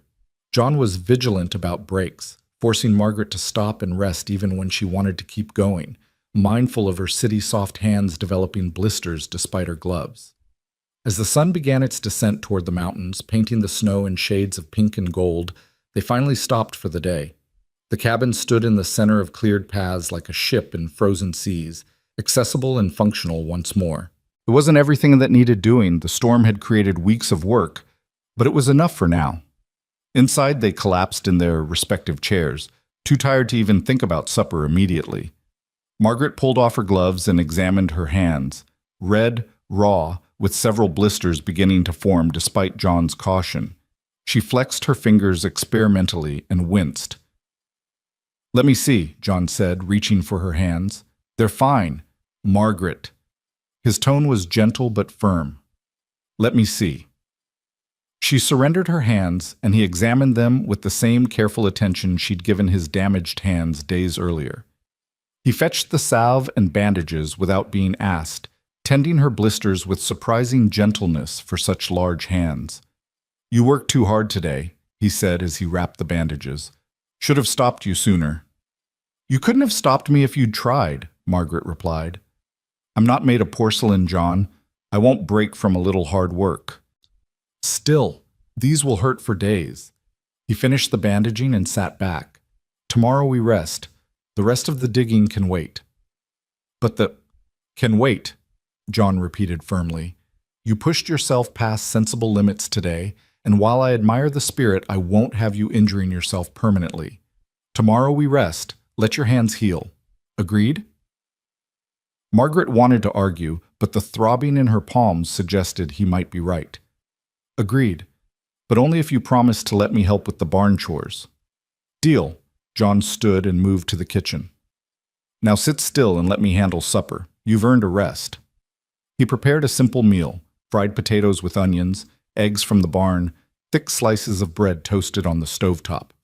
Margaret watched him work, appreciating the economical grace of his movements, the way he seemed to always know exactly where everything was despite the kitchen's small size. He moved like someone who'd been doing this for years, which, of course, he had. When he set the plate before her, Margaret was surprised to find herself ravenous. The day's work had burned through her energy stores, and she ate with an enthusiasm that would have scandalized the Philadelphia ladies who'd always insisted women should eat like birds. "Good appetite," John observed with approval. "Sarah used to say ranch work would make anyone eat like a field hand, and she was right." "Your Sarah was a wise woman," Margaret said between bites. "She was." John's expression was thoughtful rather than pained. "I think she'd like you. She always said this place needed someone with grit and determination, someone who wouldn't wilt at the first sign of difficulty. You've got both in abundance." "I hope I would have liked her too," Margaret said carefully, unsure how to navigate this conversation about the woman whose place she was slowly filling. John was quiet for a moment, then spoke with unusual openness. "You know what's strange? For the first time since they died, I can think about Sarah and Thomas without feeling like I'm drowning. It still hurts, probably always will, but it's not the same crushing weight it used to be." He met Margaret's eyes. "That's because of you. Your presence here, the way you've honored their memory while still making this place your own. You've helped me start to heal, Margaret. I want you to know that." Margaret felt tears prick her eyes. "I'm glad. That's all I wanted, to help, to matter, to build something real. I never wanted to erase them or pretend they didn't exist." "I know. That's what makes you special." John reached across the table and covered her bandaged hand with his. "You've got a generous heart, Margaret Vale. I'm lucky you answered my advertisement." They finished supper in companionable silence, and afterward John insisted on washing the dishes while Margaret sat by the fire. Her whole body ached in ways she'd never experienced. Muscles she hadn't known she possessed announced their existence through throbbing complaints. But beneath the physical discomfort was a deep satisfaction. She'd worked hard, accomplished something real, proven her worth. As darkness fell completely, John lit the lamps and settled into his chair with his veterinary manual. Margaret picked up her mending, but her bandaged hands made the delicate work difficult. After several frustrating attempts to thread a needle, she set it aside with a sigh. "Problem?" John asked, looking up from his book. "Just frustrated. I'm used to being able to do things with my hands, and these bandages make everything clumsy." "Then don't do anything that requires fine motor control," John suggested reasonably. "Read a book, rest, let yourself heal." Margaret looked around the cabin and realized she hadn't really explored John's small library. She moved to the shelf beside the fireplace and examined the titles. There were the veterinary manuals John studied religiously, several agricultural texts about crop rotation and animal husbandry, a few novels that looked well read, and surprisingly, several volumes of poetry. "You like poetry," Margaret said, pulling down a collection of Wordsworth. "Sarah did," John replied. "Used to read it aloud in the evenings. I didn't understand half of it, but I liked listening to her voice, the way she'd get excited about particular phrases or images." He paused. "Haven't read any since she died. Couldn't bear it." Margaret returned to her chair with the book, turning pages carefully with her bandaged fingers. "Would it bother you if I read some? Aloud, I mean?" John's expression flickered with something, pain maybe, or longing. Then he nodded slowly. "No, I think I'd like that." Margaret opened to a random page and began to read. The words flowed over them, verses about nature and beauty, about loss and redemption, about the quiet strength found in simple things. Her voice was nothing like Sarah's must have been, and she stumbled occasionally over unfamiliar phrases, but John listened with his eyes closed, his face gradually relaxing. When she finished the poem, he opened his eyes. "Thank you. Thank you. Would you like me to read more?" "Please." She read for the next hour, moving through Wordsworth into some Byron, then finding a collection of American poets she didn't recognize. John remained in his chair, perfectly still, listening with an intensity that suggested he was hearing more than just the words, perhaps hearing echoes of evenings past, of his wife's voice mixing with Margaret's, of a home that had once been filled with such moments. Finally, when Margaret's voice began to grow hoarse, John stirred. "That's enough for tonight. You'll hurt your throat." Margaret closed the book and returned it to the shelf. When she turned back, John was standing, and there was something different in his expression, a softness, an openness she hadn't seen before. "Margaret," he said, and then seemed to struggle with what to say next. Finally, he managed, "I think Sarah would have been glad that you're here, that you're helping me learn to live again. She wouldn't have wanted me to be alone forever." "I think she must have loved you very much," Margaret said softly, "to want your happiness even beyond her own life." "She did, and I loved her." John took a step closer. "I want to be honest with you about something. I don't know if I can love like that again. That kind of love, the kind Sarah and I had, I don't know if a person gets that twice in one lifetime." Margaret felt a pang in her chest, but nodded. "I understand. And I'm not asking for that, John. I'm asking for partnership, respect, companionship. If love comes, then that's a gift. If it doesn't, then we'll build something else, something just as valuable." "You deserve more than just partnership," John said, his voice rough. "You deserve someone who can give you everything." "I deserve someone honest and kind who sees me as a person rather than an inconvenience or a burden," Margaret corrected. "Someone who treats me as an equal partner, someone who makes me feel real again. And that's exactly what you've given me in just 4 days, John. That's worth more than pretty words about love that might not mean anything." John looked at her for a long moment, something shifting in his eyes. Then, slowly, carefully, he reached out and tucked a loose strand of hair behind her ear. His fingers lingered for just a moment against her cheek, rough and warm. "You're remarkable," he said quietly. "Truly remarkable." Margaret's heart beat faster at the gentleness of the touch. "So are you. You just don't see it yet."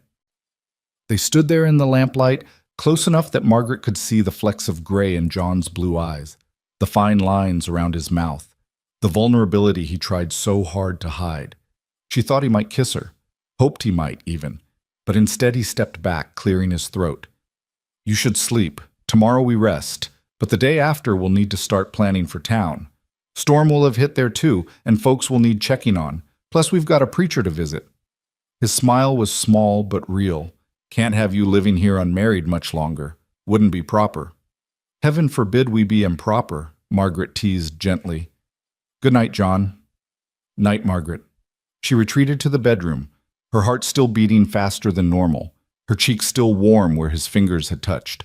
She changed into her nightgown and climbed into bed, but sleep was slow to come. Her mind replayed the day, the backbreaking work, the growing ease between them, the moment by the fire when he touched her face with such unexpected tenderness. She was falling for him, Margaret realized, not in the desperate, consuming way of storybook romance, but in something slower, deeper, more real. She was falling for his quiet strength, his careful kindness, his willingness to honor the past while reaching toward the future. She was falling for the way he made her feel necessary, important, seen, and maybe, just maybe, he was starting to fall for her too. In the loft above, John lay awake staring at the ceiling. His hand still tingled slightly from where he'd touched Margaret's face, and he couldn't quite believe he'd done it. For 2 years he'd avoided physical contact beyond what was necessary, afraid that any tenderness might shatter the fragile control he'd maintained over his grief. But tonight, standing close to Margaret, listening to her read poetry in the lamplight, he'd felt something wake up inside him, something he'd thought dead and buried with Sarah. It wasn't the same feeling he'd had with Sarah. That had been young love, passionate and all-consuming, the kind of love that burned bright and fierce. This was different, quieter, steadier, like the difference between a wildfire and a hearth fire. Both were valuable, both provided warmth, but one consumed everything in its path while the other sustained and comforted. He could build a life with Margaret. He was already building one, day by day, conversation by conversation, shared task by shared task. She fit here in ways he hadn't anticipated, made the cabin feel like a home rather than a mausoleum. And more than that, she made him want to try again, to risk caring, to open himself to the possibility of happiness. It terrified him. But for the first time in 2 years, John Rowan felt something other than grief. He felt hope. Morning arrived with a softer quality than previous days, sunlight streaming through the windows in golden shafts that turned the frost patterns on the glass into intricate lacework. Margaret woke slowly, luxuriously, her body grateful for the promised day of rest. Her hands still ached from yesterday's work, but the pain had dulled to a manageable throb beneath John's careful bandaging. She emerged from the bedroom to find John already up, standing at the stove with his back to her. The smell of coffee filled the cabin, mixed with something sweet and yeasty that made her stomach growl despite herself. "What are you making?" she asked, moving closer. John turned, and she was struck again by how different he looked when he smiled, younger, lighter, almost boyish despite the gray threading his hair. "Flapjacks, Sarah's recipe. Figured if we're resting today, we might as well start it right." Margaret came to stand beside him, watching as he poured batter onto the hot griddle with practiced ease. The flapjacks bubbled and browned, and when he flipped them, they revealed perfect golden surfaces. "You're full of surprises," Margaret said. "A rancher who can cook." "Had to learn after Sarah died. It was either that or starve." He slid 3 flapjacks onto a plate and handed it to her, then poured more batter for himself. "Besides, Sarah taught me. She said a man should know how to feed himself, that depending on others for every meal was a form of helplessness she wouldn't tolerate in her husband." "I like her more every time you mention her," Margaret said, carrying her plate to the table. John had already set out butter and a precious jar of maple syrup, luxuries that suggested he'd been saving them for a special occasion. They ate together in comfortable silence, the flapjacks light and perfectly sweetened, the syrup adding richness that made each bite feel like celebration. Margaret found herself studying John between bites, noting the relaxed set of his shoulders, the absence of that haunted look that had shadowed his eyes when she first arrived. He caught her looking and raised an eyebrow. "What?" "Just thinking how different you seem from the man who met me at the train station," Margaret said honestly. "Less like a mountain and more like a person." John considered this, chewing slowly. "I feel different. Lighter, somehow. Like I've been carrying something heavy for so long I forgot what it felt like to set it down, and you've helped me remember." "We helped each other," Margaret corrected. I was drowning in my own way back in Philadelphia. This place, this life, it's given me air to breathe again." After breakfast, true to his word, John declared the day one of rest. He handled the barn chores alone, refusing Margaret's offer of help, and returned with fresh milk and a report that all the animals were thriving despite the storm. The rest of the morning passed in quiet domesticity, John mending tack by the fire, while Margaret, her hands still too tender for fine sewing, sorted through the pantry and made lists of supplies they'd need when they could finally get to town. Around midday, John set aside his work and looked at Margaret with an expression that was part determination, part nervousness. "There's something I want to show you. Outside, you'll need your warm coat." Intrigued, Margaret bundled up and followed him out into the brilliant afternoon. The sun on the snow was almost blinding, and she had to squint against the glare. John led her around the back of the cabin to an area she hadn't explored yet, where the land sloped gently down toward a frozen creek. There, sheltered by a stand of evergreens, stood two simple wooden crosses. The snow around them had been carefully cleared, forming a small protected space. Someone, John obviously, had been out here recently, tending this place even in the midst of the storm's aftermath.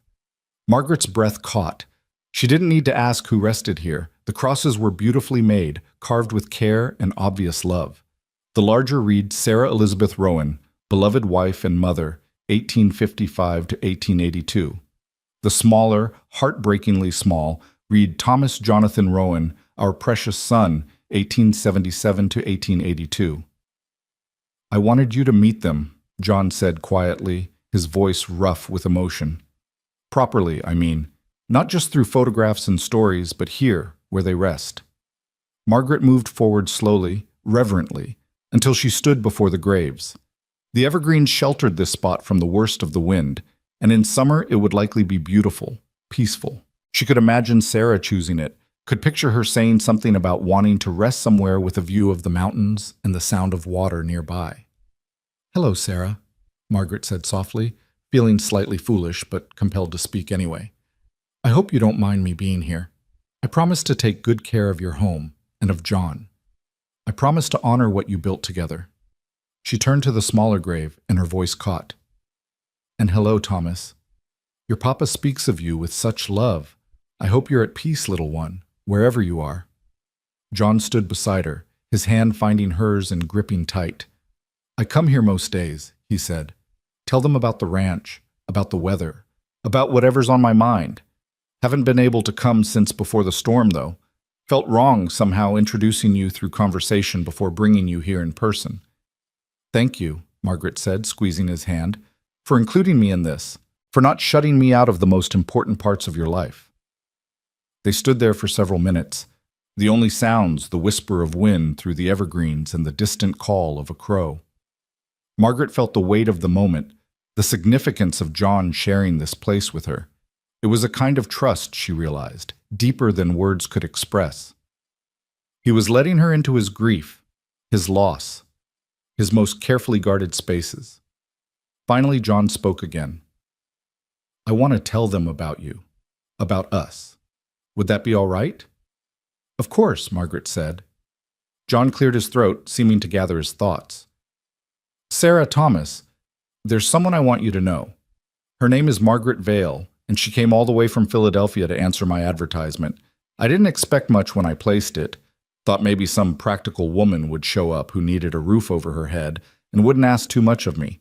But Margaret," his voice softened, "she's more than I hoped for. Strong and kind and patient with a fool of a man who forgot how to talk to people.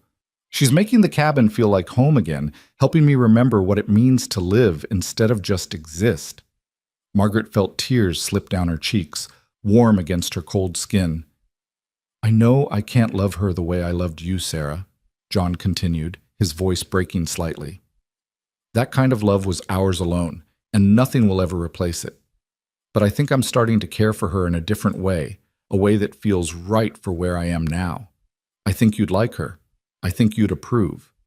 He paused, then added more firmly, "I know you'd want me to be happy, and Margaret makes me think happiness might be possible again." He turned to the smaller grave. "And Thomas, I wish you could have met her. She's got a good heart and kind hands, and she would have been patient with all your questions and energy. She would have taught you things, made you laugh. I think you would have loved her too. Margaret couldn't speak past the lump in her throat. Instead, she released John's hand long enough to kneel in the snow before the graves, her own words finally coming. I promise to honor your memory, both of you. I promise to help John heal without trying to erase you. You'll always be part of this family, always be loved and remembered. And I promise to be worthy of the trust you're placing in me, Sarah, by leaving behind the man you loved. I'll do my best by him. I swear it. When she stood, brushing snow from her knees, John pulled her into a tight embrace. They held each other there beside the graves, and Margaret felt something shift and settle between them, an understanding and acceptance, a foundation being laid for whatever came next. Thank you, John whispered against her hair. Thank you for understanding. Always, Margaret promised. They walked back to the cabin hand in hand, and when they stepped inside, the space felt different somehow, more settled, as though even the walls had been waiting for this moment of acknowledgement and inclusion. John built up the fire while Margaret made tea, and they settled into their chairs with a companionship that felt earned rather than forced. Tell me about the town, Margaret said after a while. Copper Falls. What should I expect when we go? John wrapped his hands around his coffee cup, considering. It's small, maybe 200 people on a good day, less in winter. Reverend Parker runs the church. He's a good man, fair-minded, doesn't judge. General store is owned by the Hansons, Swedish couple, salt of the earth. There's a saloon run by a woman named Pearl, and before you ask, it's a respectable establishment as far as saloons go. Dr. Miller handles the medical needs, though he's getting on in years and talks about finding someone to take over his practice. School teacher is Miss Emily Patterson, young thing from Boston, who came west for adventure and got more than she bargained for. And the people? What will they think of me? John's expression grew serious. They'll be curious. Probably already know about you. News travels fast in small towns, and the train conductor would have mentioned a woman getting off to meet me. Some will be kind, welcoming. Others will judge, compare you to Sarah, whisper about whether it's too soon for me to remarry. He met her eyes directly. I won't lie and say it'll be easy. Small towns can be hard on outsiders, especially women, but I'll be beside you, and anyone who wants to make trouble will have to go through me first. The fierce protectiveness in his voice warmed Margaret more than the fire. I'm not afraid of gossip. I survived 6 years of it in Philadelphia. I can handle Montana. I believe you can, John said, and his smile was proud. Still, I want you prepared. Mrs. Hanson will probably interrogate you about your intentions while pretending to make small talk. Pearl will be more direct.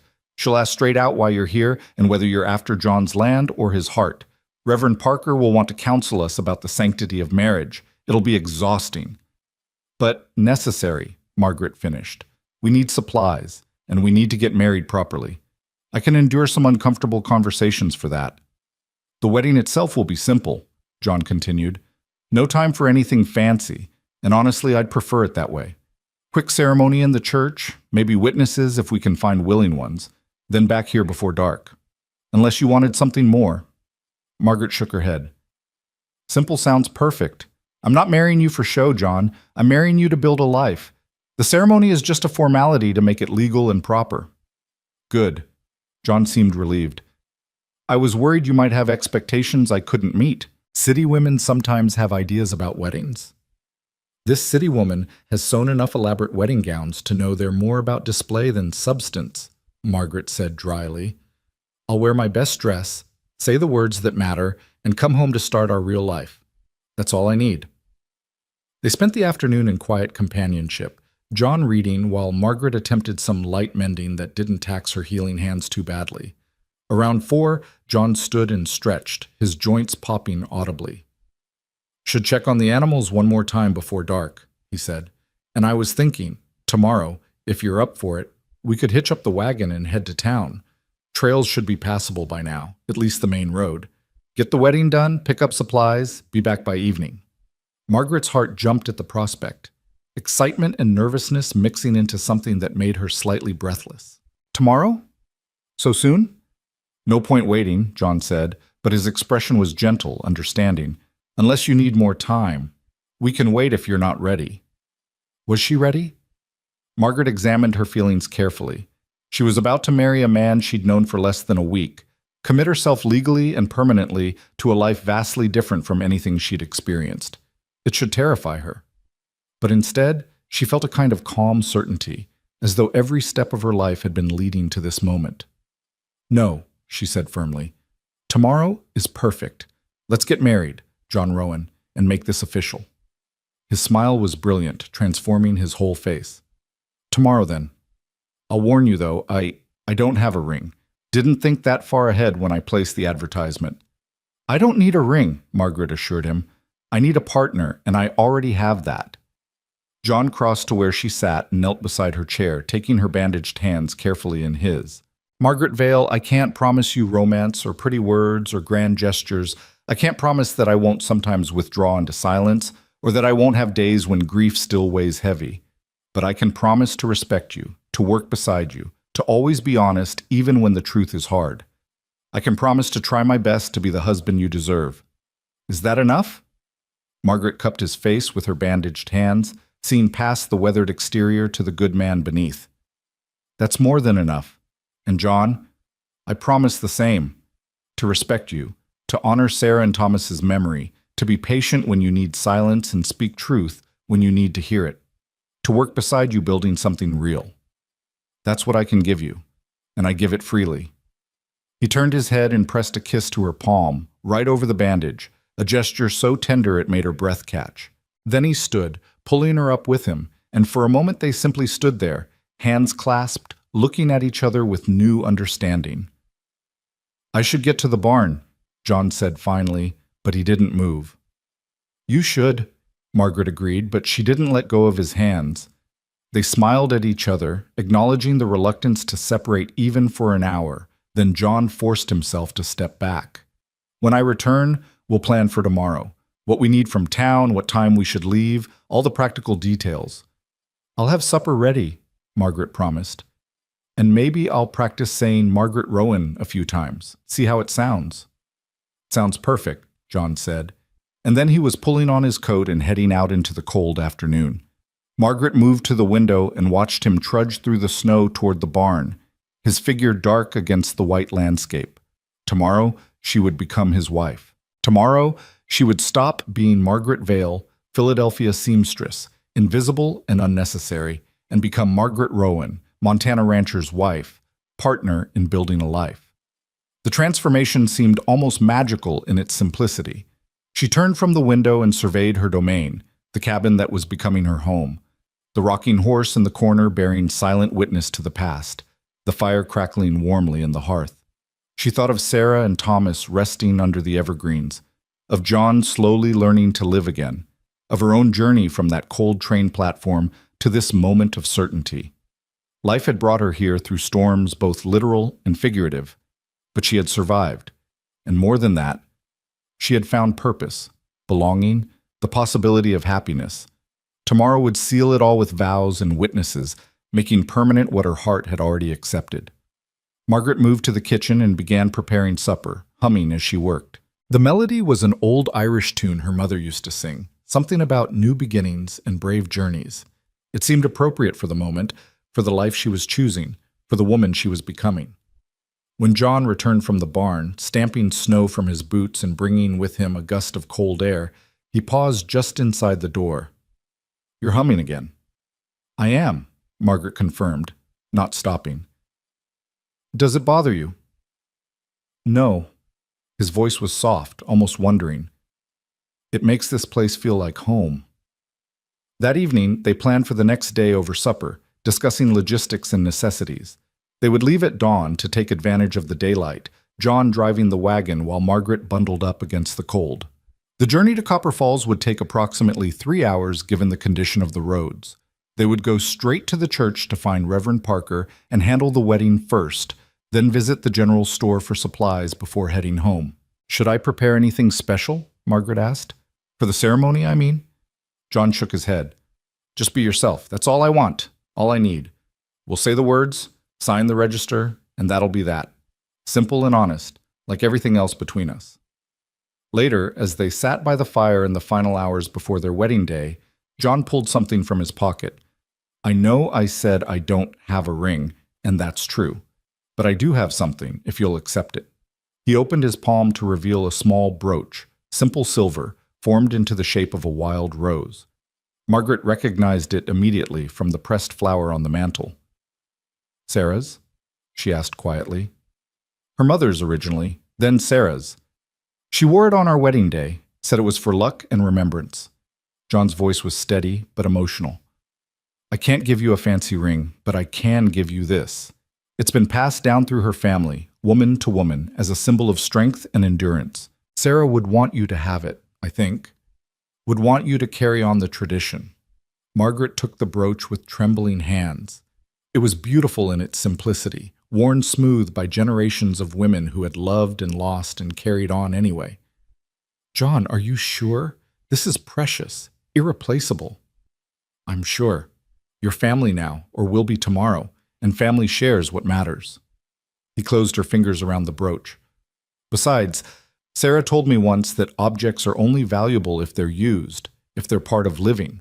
She'd hate the thought of it locked away in a drawer, doing nothing, meaning nothing. She'd want it worn, treasured, passed on eventually to whatever children we might have.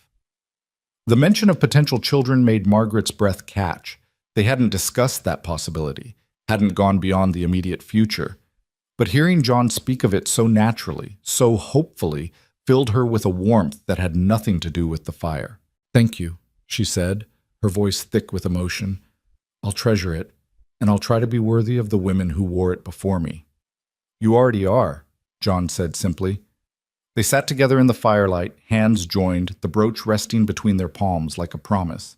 Outside, the Montana night was clear and cold, stars brilliant in the black sky.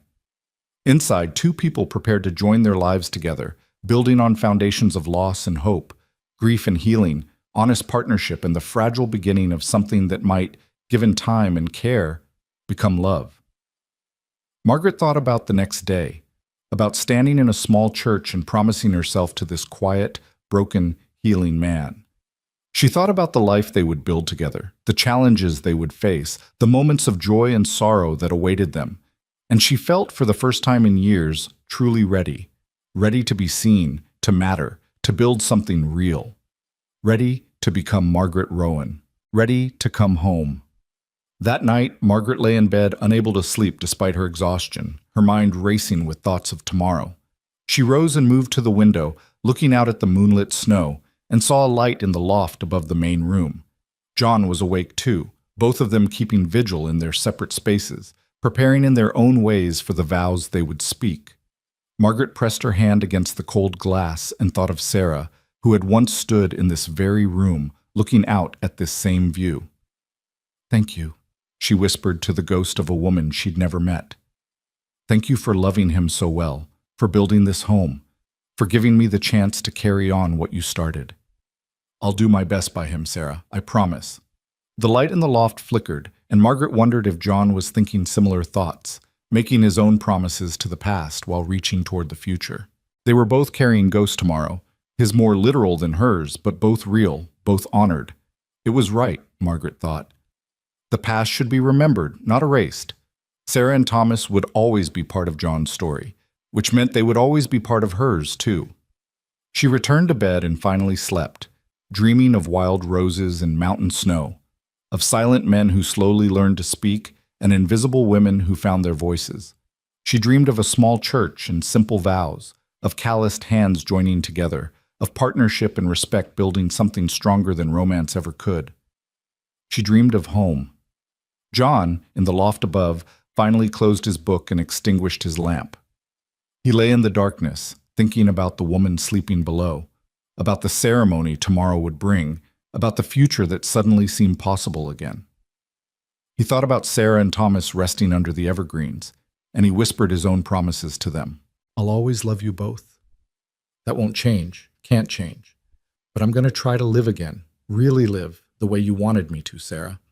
Margaret is giving me that chance, and I'm going to take it. I hope you understand. I hope you approve. The cabin settled around him with its familiar creaks and sighs, and John felt something he hadn't felt in 2 years. Peace. Not the absence of pain, but something deeper, a kind of acceptance. Sarah and Thomas were gone, and that would always hurt. But life continued, demanded to be lived, offered new chances and new beginnings if he was brave enough to accept them. Tomorrow he would marry Margaret Vale, and together they would forge something new from the pieces of their broken pasts. It wouldn't be the same as what he'd had with Sarah. It would be its own thing entirely, valuable in its own right. And that was not just acceptable, it was right. John closed his eyes and, for the first time since the fever took his family, looked forward to tomorrow with something approaching joy. Dawn broke crystalline and cold, the sky gradually lightening from deep purple to pale rose to the brilliant blue that promised clear weather for traveling. Margaret woke before the sun fully crested the mountains, her heart beating faster than normal, a mixture of anticipation and nerves making her hands tremble slightly as she dressed. She chose her best dress, dark green wool with simple black trim, practical but elegant, the most suitable thing she owned for a winter wedding. As she fastened the buttons with still tender fingers, she heard John moving in the main room, the sound of the stove being stoked, coffee brewing. The ordinary sounds of morning, but today they held extraordinary significance. When she emerged, John was standing by the window in clothes she'd never seen him wear. A proper suit, somewhat old-fashioned but well-maintained, the dark fabric making his shoulders seem even broader. He'd shaved carefully, his hair was combed back, and when he turned to look at her, Margaret saw vulnerability in his eyes that made her breath catch. "You look beautiful," he said simply, as though the words had been pulled from somewhere deep inside him. "You look very handsome," Margaret replied, and meant it. This was John transformed, the civilized version of the mountain man she'd come to know, and the combination was unexpectedly affecting. They ate a hasty breakfast, both too nervous for much appetite. Then John hitched Duke and Duchess to the wagon, while Margaret gathered her few belongings, the brooch pinned carefully to her dress, her mother's wedding veil wrapped in tissue and tucked in her bag in case she decided to wear it, and a strange feeling of weightlessness, as though she was about to step off a cliff into open air. The journey to Copper Falls began in near silence, both of them wrapped in their own thoughts as the wagon jolted over the frozen road. The storm had left the landscape transformed, everything softened and reshaped by snow, familiar landmarks made strange. But Duke and Duchess knew the way, and John guided them with practiced ease, his hands steady on the reins. About an hour into the journey, John finally spoke. "Are you nervous?" "Terrified," Margaret admitted honestly. "And excited, and certain this is right, all at the same time. Is that strange?" "No." John's smile was small but genuine. "I feel the same way. Like I'm standing at the edge of something new, and I'm not sure if I remember how to take that first step, but knowing I have to try anyway." "We'll take it together," Margaret said, touching his arm lightly. "That makes it easier, doesn't it? Not being alone in it?" "It does." He covered her hand with his briefly before returning both hands to the reins. "Margaret, I want you to know something before we get to town, before we say the vows. I may not love you the way I loved Sarah, not yet, maybe not ever in quite the same way, but I care for you deeply already. You've brought life back to my home, hope back to my heart. And I'm committed to building a real marriage with you, not just a legal arrangement. I want you to know that." Margaret felt tears prick her eyes. "I care for you too, John, more than I expected to in such a short time. And I'm committed to this marriage, to you, to the life we're building. Whatever comes, we face it together." They rode on through the morning, the sun climbing higher, the cold sharp but bearable. Margaret found herself studying the landscape with new eyes. This was her territory now, her home. She needed to learn its contours and secrets, needed to understand the land that would sustain them. John seemed to sense her thoughts and began pointing out landmarks, telling her about the creek that ran through their property, the best places to find wild berries in summer, the stand of timber on the north edge where he cut firewood each fall. "It's a good piece of land," he said with quiet pride. "Sarah and I chose it carefully. Good water, some flat ground for crops, timber for building and fuel, sheltered from the worst winds. Takes hard work, but it'll provide if you respect it." "Teach me," Margaret said. "Teach me everything you know about this place. I want to be a true partner, not just someone who keeps the house while you do the real work." John looked at her with an expression that was part surprise, part admiration. Most women wouldn't want to learn ranching. I'm not most women, Margaret reminded him yet again, and this time John laughed, a real full laugh that made her heart soar. No, you're definitely not, and I'm grateful for it every day. Copper Falls appeared on the horizon just before noon, a small cluster of buildings huddled against the vast Montana landscape like children seeking shelter. As they drew closer, Margaret could see people moving about despite the cold, the town going about its business, life continuing regardless of storms or personal dramas. She squared her shoulders, preparing herself for the scrutiny she knew awaited. John guided the wagon down the main street, and Margaret felt curious eyes following their progress.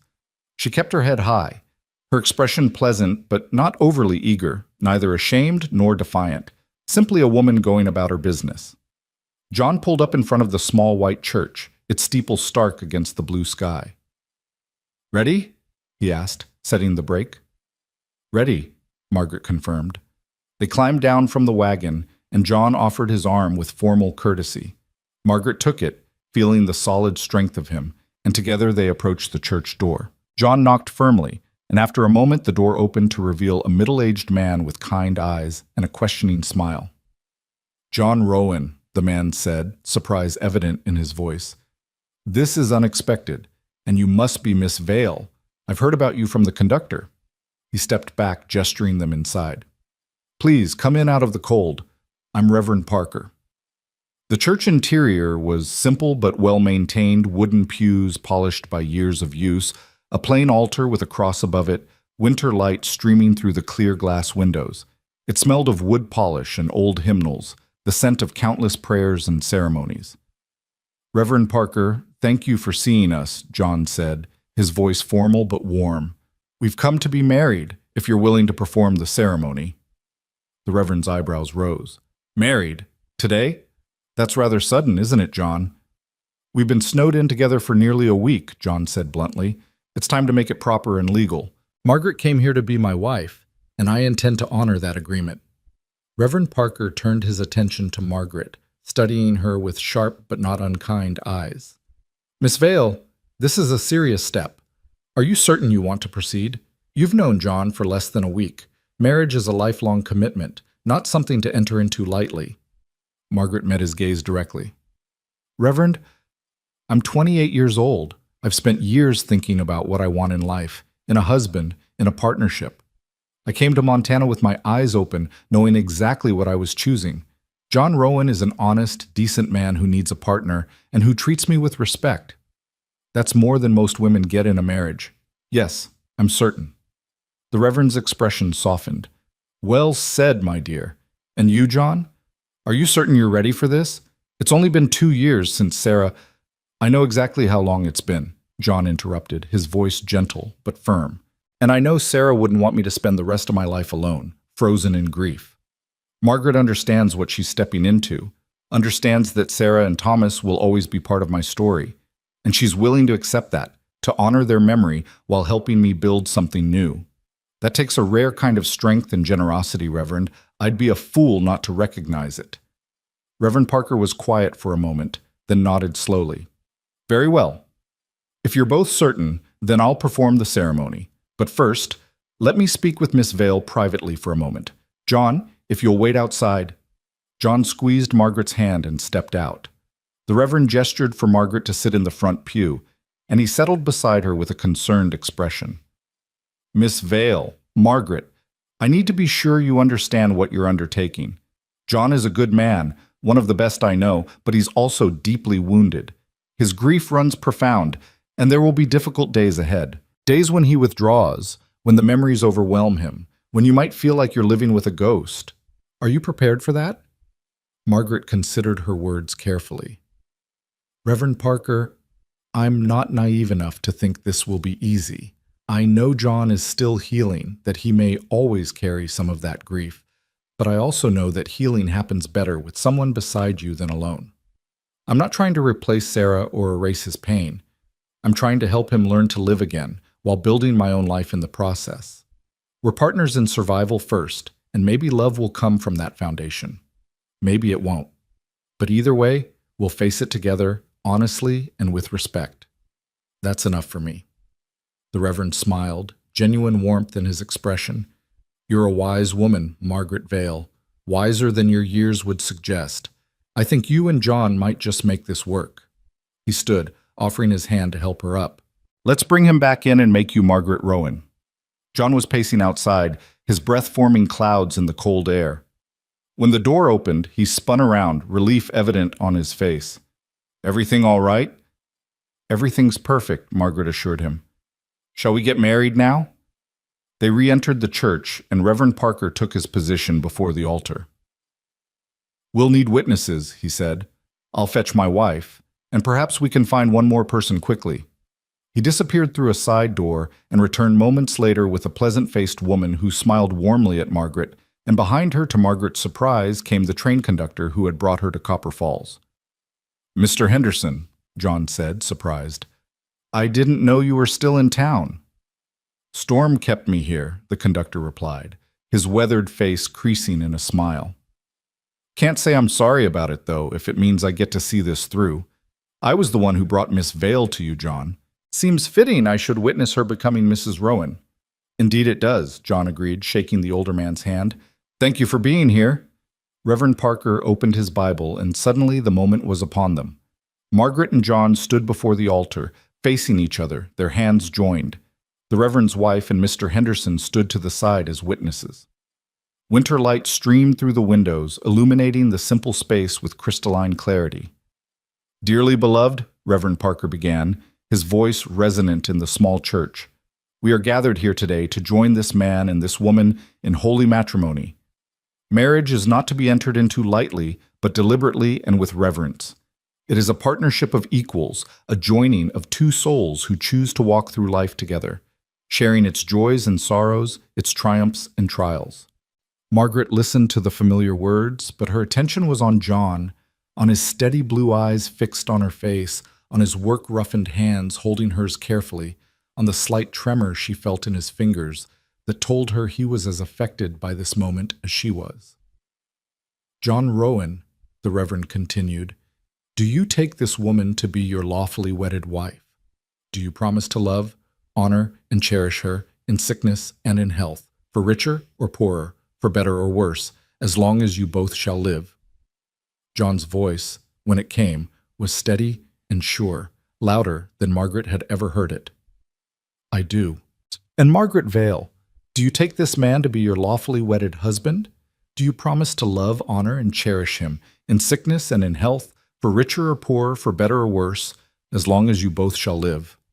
Margaret looked into John's eyes and saw past the present moment to the future they would build together, the challenges they would face, the life they would create, the possibility of happiness earned through partnership and respect.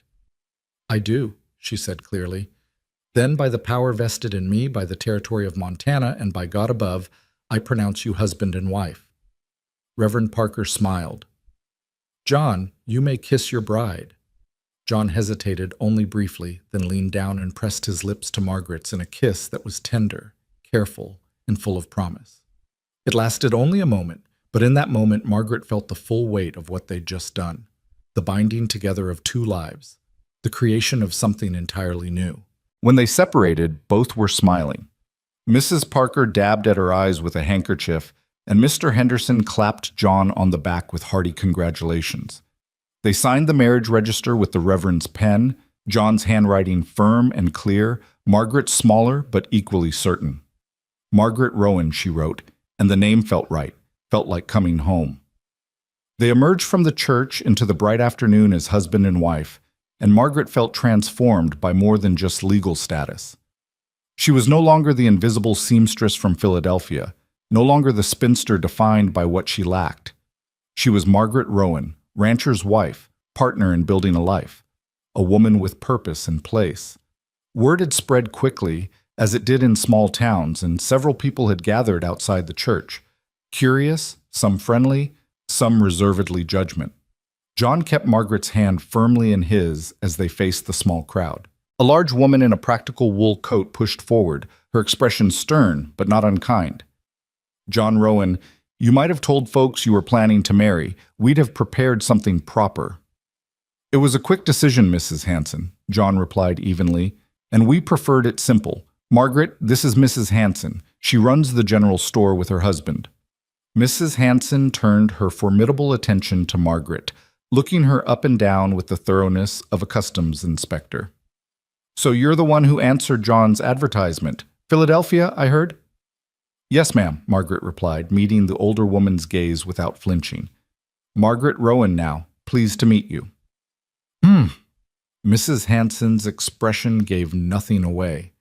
Well, you've got courage. I'll give you that. Coming all this way to marry a man you'd never met. Either courage or desperation, and I suppose time will tell which. Perhaps it's both, Margaret said calmly. Courage and desperation often look alike from the outside, wouldn't you say? A flicker of something, respect maybe, or amusement, crossed Mrs. Hanson's face. Indeed they do. Well, Mrs. Rowan, welcome to Copper Falls. Stop by the store before you leave town. I'll put together some supplies as a wedding gift. That's very generous, thank you, Margaret said, genuinely pleased by the unexpected kindness. The crowd dispersed gradually, most people offering brief congratulations before hurrying back to their own business. A few women lingered, their expressions harder to read, and Margaret knew these were the ones who would be measuring her against Sarah's memory, looking for faults and failings. One woman in particular, elegantly dressed for frontier standards, stepped forward with a smile that didn't quite reach her eyes. John, how lovely to see you, and this must be your new wife. I'm Constance Miller, the doctor's wife. Sarah and I were dear friends, you know. I remember, John said, his tone polite but cool. Constance, this is Margaret. How do you do? Margaret extended her hand, which Constance took limply. I'm sorry I never had the chance to meet Sarah. From everything I've heard, she was a remarkable woman. She was, Constance agreed, her tone suggesting Margaret couldn't possibly understand. She set quite a standard for what a rancher's wife should be. I do hope you're prepared for the comparison that people will inevitably make. I don't intend to compete with a memory, Margaret said firmly. Sarah was Sarah, and I am myself. Anyone who needs to compare us will be disappointed, because I'm not trying to be her. I'm trying to build my own life here. Constance's smile grew even thinner. How modern of you. Well, I'm sure you'll learn our ways soon enough. Small communities have certain expectations, after all. And I expect Margaret will exceed them, John interjected, his voice carrying an edge Margaret hadn't heard before. Now, if you'll excuse us, Constance, we have business to attend to. He guided Margaret away firmly, and once they were out of earshot, she squeezed his arm. Thank you for that. She's always been difficult, John said. Jealous of Sarah, actually. Wanted to be the queen of Copper Falls society, such as it is. But Sarah was better liked, and Constance never forgave her for it. He paused, then added, You handled her well, better than I expected. I told you I survived 6 years of Philadelphia gossip, Margaret reminded him. Constance Miller is amateur hour compared to the society ladies back east. John's laugh drew curious looks from passers-by, but he didn't care. Come on, Mrs. Rowan, let's get those supplies and head home. The general store was warm and crowded with goods, barrels of flour and sugar, bolts of fabric, tools and hardware, medicines and sundries. Mr. Hanson, a tall man with a gentle demeanor that contrasted sharply with his wife's briskness, greeted them warmly. Congratulations, John. Mrs. Rowan, welcome to the family, so to speak. What can we help you with today? They spent the next hour selecting supplies. Flour, coffee, sugar, salt, dried beans, canned vegetables, a tin of real tea for Margaret. John added practical items they'd need for the ranch, while Margaret chose some fabric and thread, already planning curtains and small improvements to the cabin. Mrs. Hanson, true to her word, added several items as a gift. A jar of honey, a tin of cookies, and surprisingly, a small bottle of vanilla extract. For baking, she said gruffly when Margaret thanked her. A home needs the smell of fresh baking. Sarah knew that, and I expect you do too. I do? Margaret agreed, touched by the gesture. Thank you, Mrs. Hanson. This is very kind. As John settled the bill, Mr. Henderson appeared in the doorway, slightly out of breath. John, Margaret, I wanted to catch you before you left. Got something for you. He He pressed a small package wrapped in brown paper into Margaret's hands. Just a little something. Open it later at home. And Margaret, I'm glad I brought you here. I think you're going to be just fine. The package tucked safely in her bag, they loaded the wagon and prepared to depart. The sun was already beginning its descent, and they needed to reach home before full dark. John helped Margaret up to the seat, then climbed up beside her, gathering the reins. As they pulled away from Copper Falls, Margaret looked back at the small town. Her town now, part of her new life. Some faces had been welcoming, others skeptical, still others openly hostile. But she'd survived the scrutiny, held her head high, and emerged as Margaret Rowan, a woman with a place and purpose. You did well, John said quietly as the town disappeared behind them. Better than well. You were perfect. I was myself, Margaret corrected. That's all I know how to be. It's all I want you to be, John assured her. He reached over and took her hand, holding it as he guided the horses with his other hand. Margaret Rowan, still getting used to the sound of it. Me too, Margaret admitted. But I like it. I like being your wife, John. I like you being my wife too. He squeezed her hand gently. Ready to go home, Mrs. Rowan? More than ready. The journey home took on a different quality than the journey out. They were returning as a married couple, bound legally and spiritually, committed to the future they would build together. They talked more freely now, sharing small observations and stories, John pointing out landmarks and Margaret asking questions about the ranch operations. As the sun touched the mountains, painting the sky in shades of orange and pink, the cabin came into view. Margaret felt her heart lift at the sight. This was home now, truly and completely hers. John pulled the wagon to a halt before the door and turned to Margaret with an expression she'd never seen before, tender, almost shy. There's a tradition, he said, about carrying the bride over the threshold. Would that be all right? Margaret's heart swelled. I'd like that very much. John climbed down and came around to her side, reaching up to lift her from the seat. She came willingly, letting him swing her down and into his arms. He carried her with surprising ease, his arms strong and sure, and kicked open the cabin door. Inside, he set her down gently, but didn't immediately release her. They stood in the doorway, arms around each other, looking at the space that was now undeniably theirs together. No longer John's cabin where Margaret was a guest, but their home, their future. Welcome home, Margaret, John said softly. Thank you, she replied, and reached up to cup his face. For everything, for taking a chance on me, for being patient, for being honest, for giving me a life worth living. Thank you, John echoed, for seeing past my silence, for bringing life back to this place, for being exactly who you are. He hesitated, then added, I know I said I might never love like I loved Sarah, but Margaret, I'm already starting to love you in a different way, a way that's just ours. It's not the same, but it's real, and it's growing stronger every day. Tears slipped down Margaret's cheeks. I love you too, John. I think I started loving you when you draped that buffalo hide over me in the wagon, caring for a stranger without expectation of anything in return. And I've been falling more in love with you every day since. He kissed her then, properly this time, without an audience or the formality of ceremony.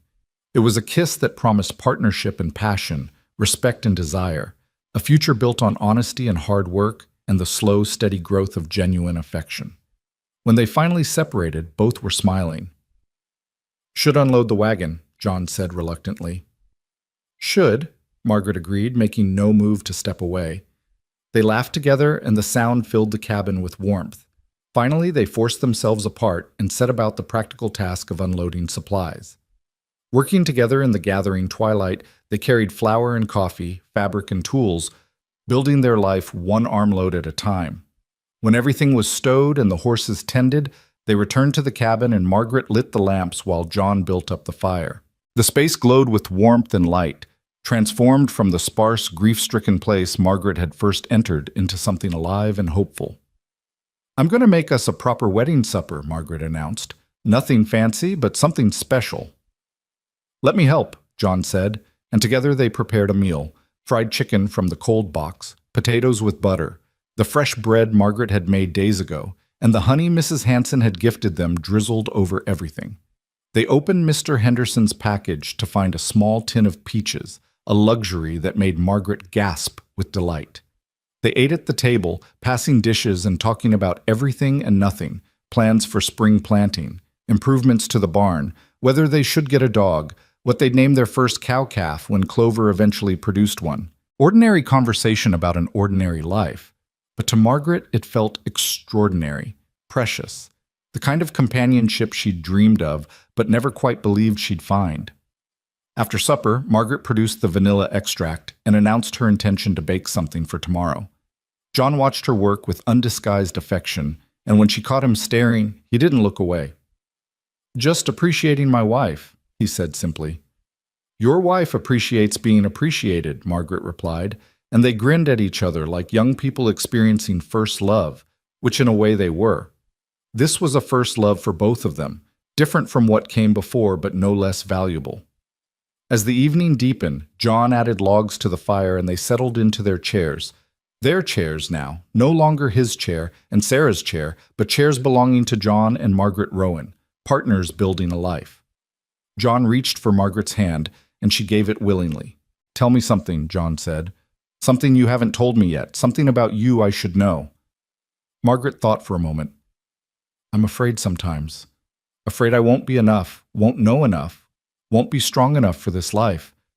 I'm afraid I'll disappoint you, or fail at something important, or—" "You won't," John interrupted gently. "Or maybe you will sometimes, because everyone fails occasionally. But Margaret, you're already more than enough. You faced down a blizzard, Mrs. Hanson, and Constance Miller all in 1 week. You've brought warmth and life back to a place that was dying from loneliness. You've honored my past while helping me build a future. That takes strength I didn't know existed." "Your turn," Margaret said. "Tell me something." John was quiet for a long moment. "I'm afraid too. Afraid of losing someone again, afraid of caring too much and having it torn away. For 2 years, I've been half alive, and it was safe because nothing could hurt me when I was already broken. But you've made me want to live again, really live, and that means risking my heart. It terrifies me." Margaret squeezed his hand. "Then we'll be afraid together, and we'll be brave together too. That's what partners do." "That's what partners do," John agreed. They sat in companionable silence, watching the fire dance, thinking about the day that had transformed them both. Finally, as the clock on the mantel chimed 9, John stood and helped Margaret to her feet. "It's been a long day," he said. "You should rest."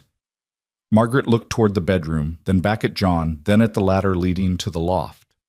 She made a decision. "John, I'm your wife now, properly and legally.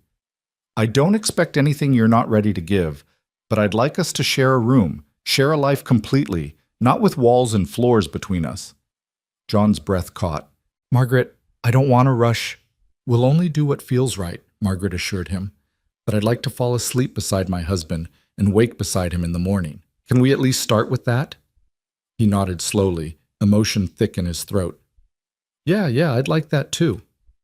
They prepared for bed with a mixture of shyness and anticipation. John brought his few belongings down from the loft while Margaret changed into her nightgown in the bedroom. When she emerged, John was waiting, also in his nightclothes, looking uncertain. "I haven't shared a bed with anyone since Sarah," he admitted. I don't know what to—" Margaret took his hand and led him to the bedroom. "We'll figure it out together. That's what we've been doing all along, isn't it?" They climbed into bed from opposite sides, the space between them both small and infinite. Margaret could feel the warmth of John's body beside her, could hear his breathing in the darkness. After a moment, she rolled toward him. "John, would you hold me? Just hold me?" His answer was to pull her close, wrapping his arms around her and tucking her head beneath his chin. She fit against him perfectly, as though they'd been designed for exactly this. Margaret felt the steady beat of his heart, the rise and fall of his chest, the solid strength of him surrounding her. "This is nice," John murmured into her hair. "Really nice." "It is," Margaret agreed, already feeling sleep tugging at her. "John?" "Yeah?" "I'm glad I got on that train. I'm glad the storm trapped us together. I'm glad I answered your advertisement. I'm glad for all of it."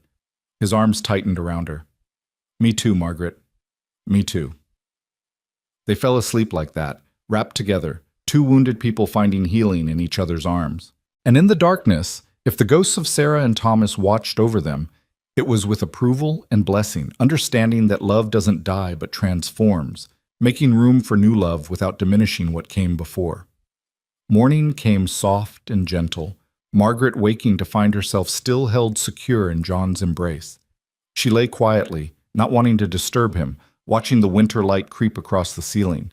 She thought about everything that had happened in the past week, the train journey, the blizzard, the slow building of trust and affection, the wedding yesterday.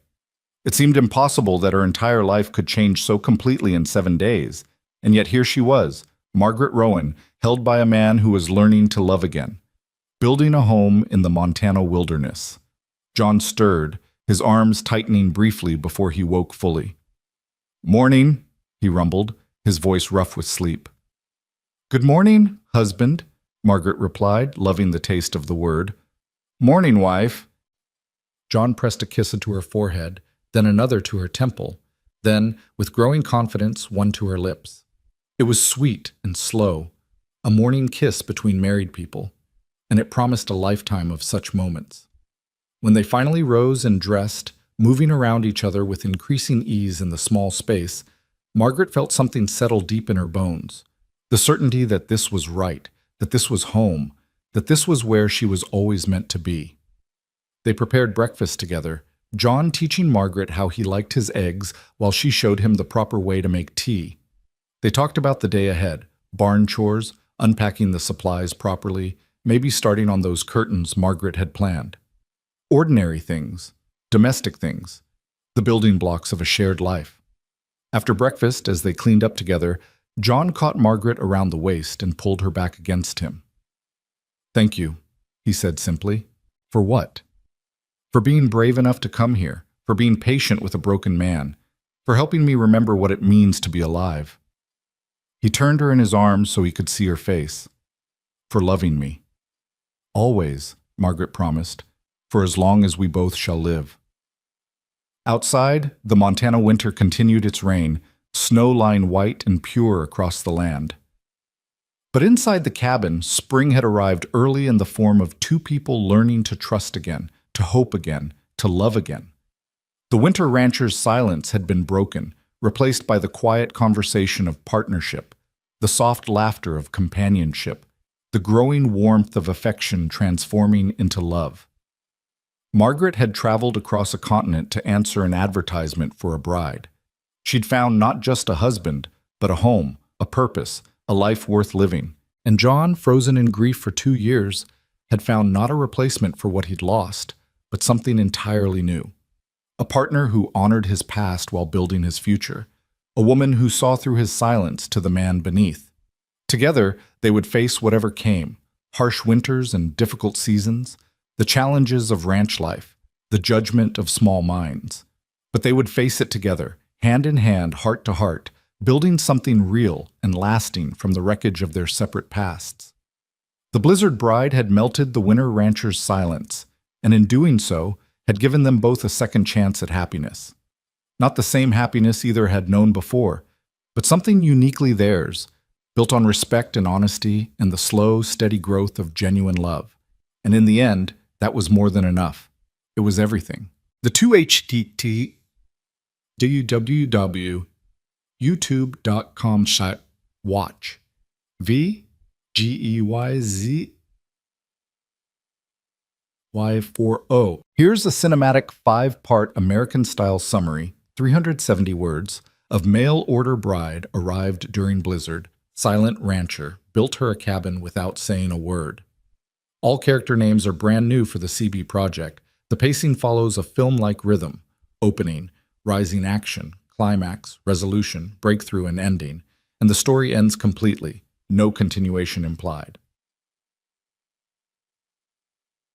Title: The Bride Who Melted the Winter Rancher's Silence. 1. Opening: The Blizzard Bride, Montana Territory, 1884. When Margaret Vale stepped off the last train before the storm, the wind bit through her city coat like knives. She'd answered an ad from a widowed rancher named John Rowan, A man who promised a roof, a future, and honest work. He appeared from the white squall, tall, broad-shouldered, a face carved from weather and sorrow. He said almost nothing, only lifted her carpetbag and murmured, "Storm's close." By the time they reached his cabin, snow erased the trail behind them. She realized she was truly cut off from the world, bound to a stranger who spoke with his hands more than his mouth. 2. Rising action. A cabin of quiet souls. John gave her the bedroom and slept in the loft. For 3 days, the blizzard trapped them inside, two ghosts of different worlds circling the same fire. Margaret cooked, mended, filled silence with small tasks. John split wood, fed horses, and watched her with wary eyes. When she thanked him, he simply nodded. But small things spoke louder than words. The way he draped the buffalo hide over her shoulders, the books of poetry stacked beside his veterinary manuals, the single photograph of a smiling woman and a grave-faced child. Widow and widower alike, they carried losses too heavy to name. 3. Climax. The storm inside. One night, the wind shrieked hard enough to shake the cabin. Margaret found John pacing, eyes haunted. "Storm like this took them," he said at last, his wife and son buried by fever and snow. "If it happens again," she touched his arm. "You didn't fail them. You built this place to keep others safe." He flinched, then exhaled. When he finally looked at her, his silence broke, not in words, but in the trembling hand that brushed away her tear. 4. Resolution. Spring in the snow. By dawn, the storm had died. Together they dug out the barn, laughing through frozen breath. When a beam cracked under the weight of ice, John rebuilt it before nightfall. Margaret stitched new curtains from her wedding dress scraps. Without planning it, they were remaking the cabin and each other. Bots. 5. Breakthrough and ending. The voice of home. When the thaw came, John hitched the wagon for town. "Preacher'll marry us proper," he said quietly. She smiled. "I thought you didn't believe in words." He met her eyes, voice rough but sure. "I do now." That evening, under a sky still rimmed with snow, they exchanged vows so simple they barely filled a breath. But in the hush that followed, the silent rancher's world finally sounded like home.